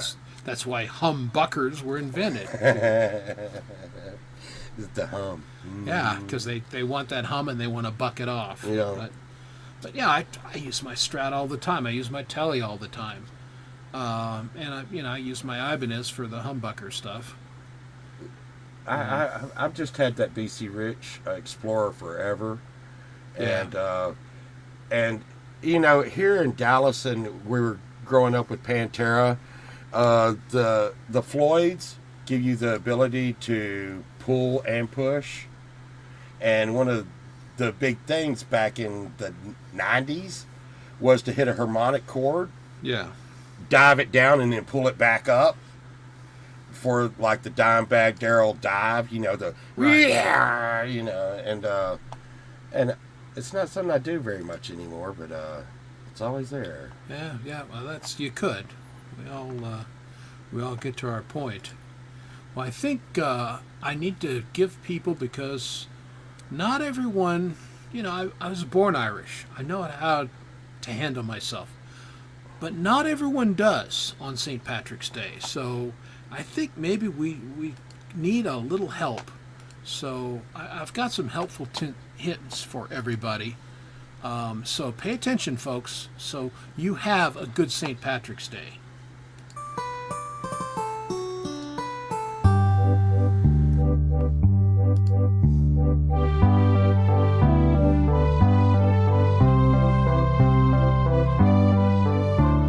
Hello, everyone. Chris Lane here, your favorite Irish American, and I'm here to talk to you about St. Patrick's Day. St. Patrick's Day is a great holiday because everyone can be Irish for a day and have a good time, but it's important to remember to have a good time responsibly. I know some of you don't drink, but for those of you who do, let's go over the Chris Lane chart of having a good time on St. Patrick's Day without getting yourself in trouble. Now I'll be drinking a wee bit of the Jameson, and wee bit is the important part. So if I drink this much, you know, you're pretty and you look good today. Now if I drink this much, you know, I'm pretty and I look good today. Get down in here and I can sing and dance with the best of them. We get a whole lot further and maybe I start thinking somebody wants to fight me. Get anywhere in this area and I think the cops want to fight me. And anywhere here, this is the danger zone. I'm fighting the cops, getting tased and going to jail. That's no fun. So let's keep it up into the we can all sing and dance and have a good time together. Faith and Begorrah, everybody, and happy St. Patrick's Day.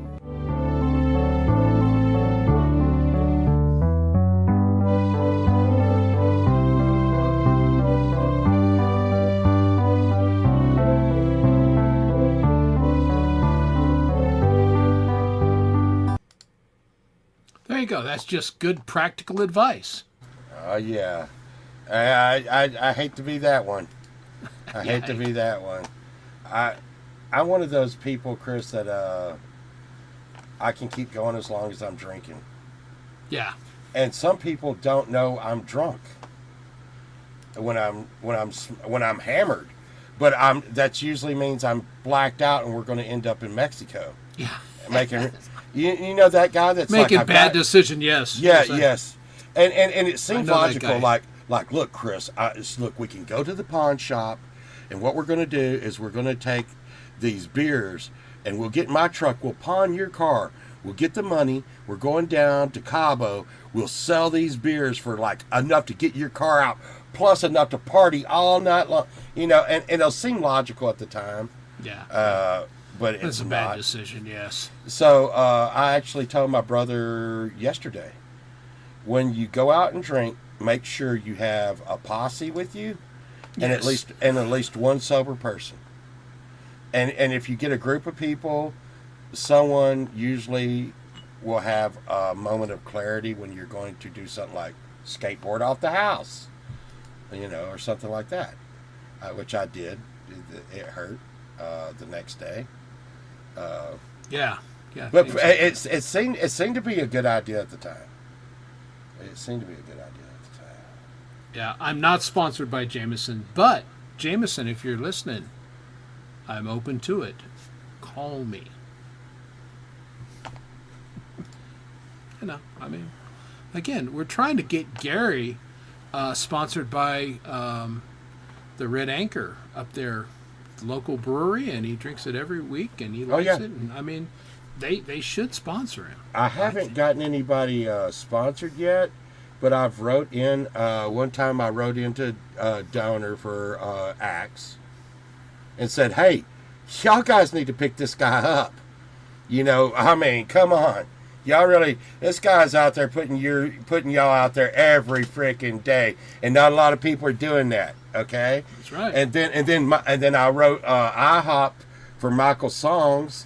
I mean, can you think of a better pancake song? I mean, they need to be all over that.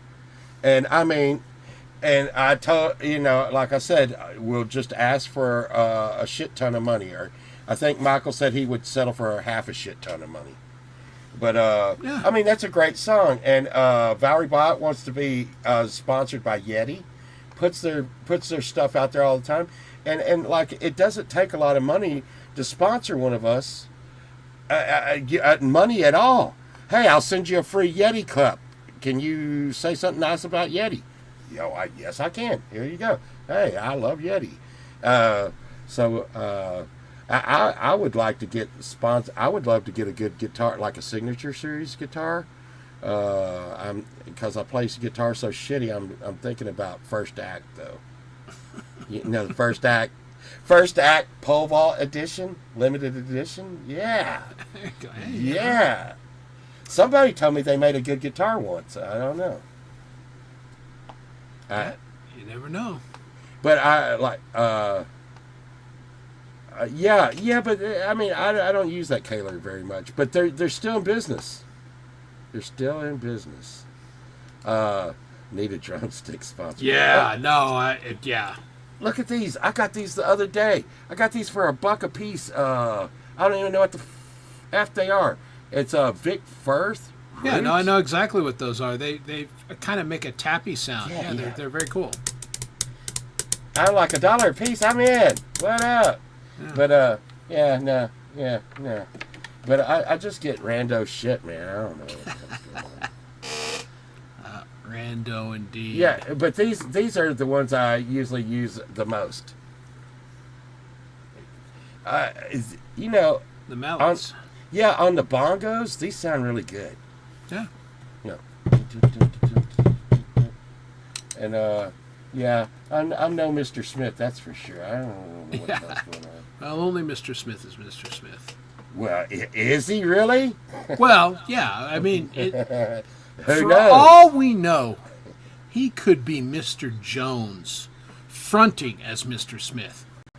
We don't know. I knew it. Right? I knew it. Something to think about. He could have been Mr. Jones all along, and he's just screwing with us. That Mr. Jones. Always damn up to Mr. something. Jones. Yeah. Well, I will tell you what, because you tell me what, I'll tell you what. It's been great having you here, and it's been a fun St. Patrick's Day. Yeah. I want to thank everybody for coming. I want to thank Pole Vault. I want to thank G-May for dropping in. I want to thank everybody in the chat. And we're going to keep doing our little St. Patrick's Day thing all weekend long into Monday. So I will see everybody around the chats. I'll see you in your show tomorrow, Pole Vault, and all the great Friday entertainment. And I think we'll go out with the right song for this particular... Oh, and he lost it. God. Where did it go? Where did it go? This is such a professional show. Don't you love that? It's the best. Okay, no. Stop. There we go. We're going to ship you out of this show, and we're going to do it by doing our friends, the Dropkick Murphys, shipping you off to Boston. So thanks, everybody, for being here. We'll catch you tomorrow. And Faith and Begorrah, have a good day. Later, everybody.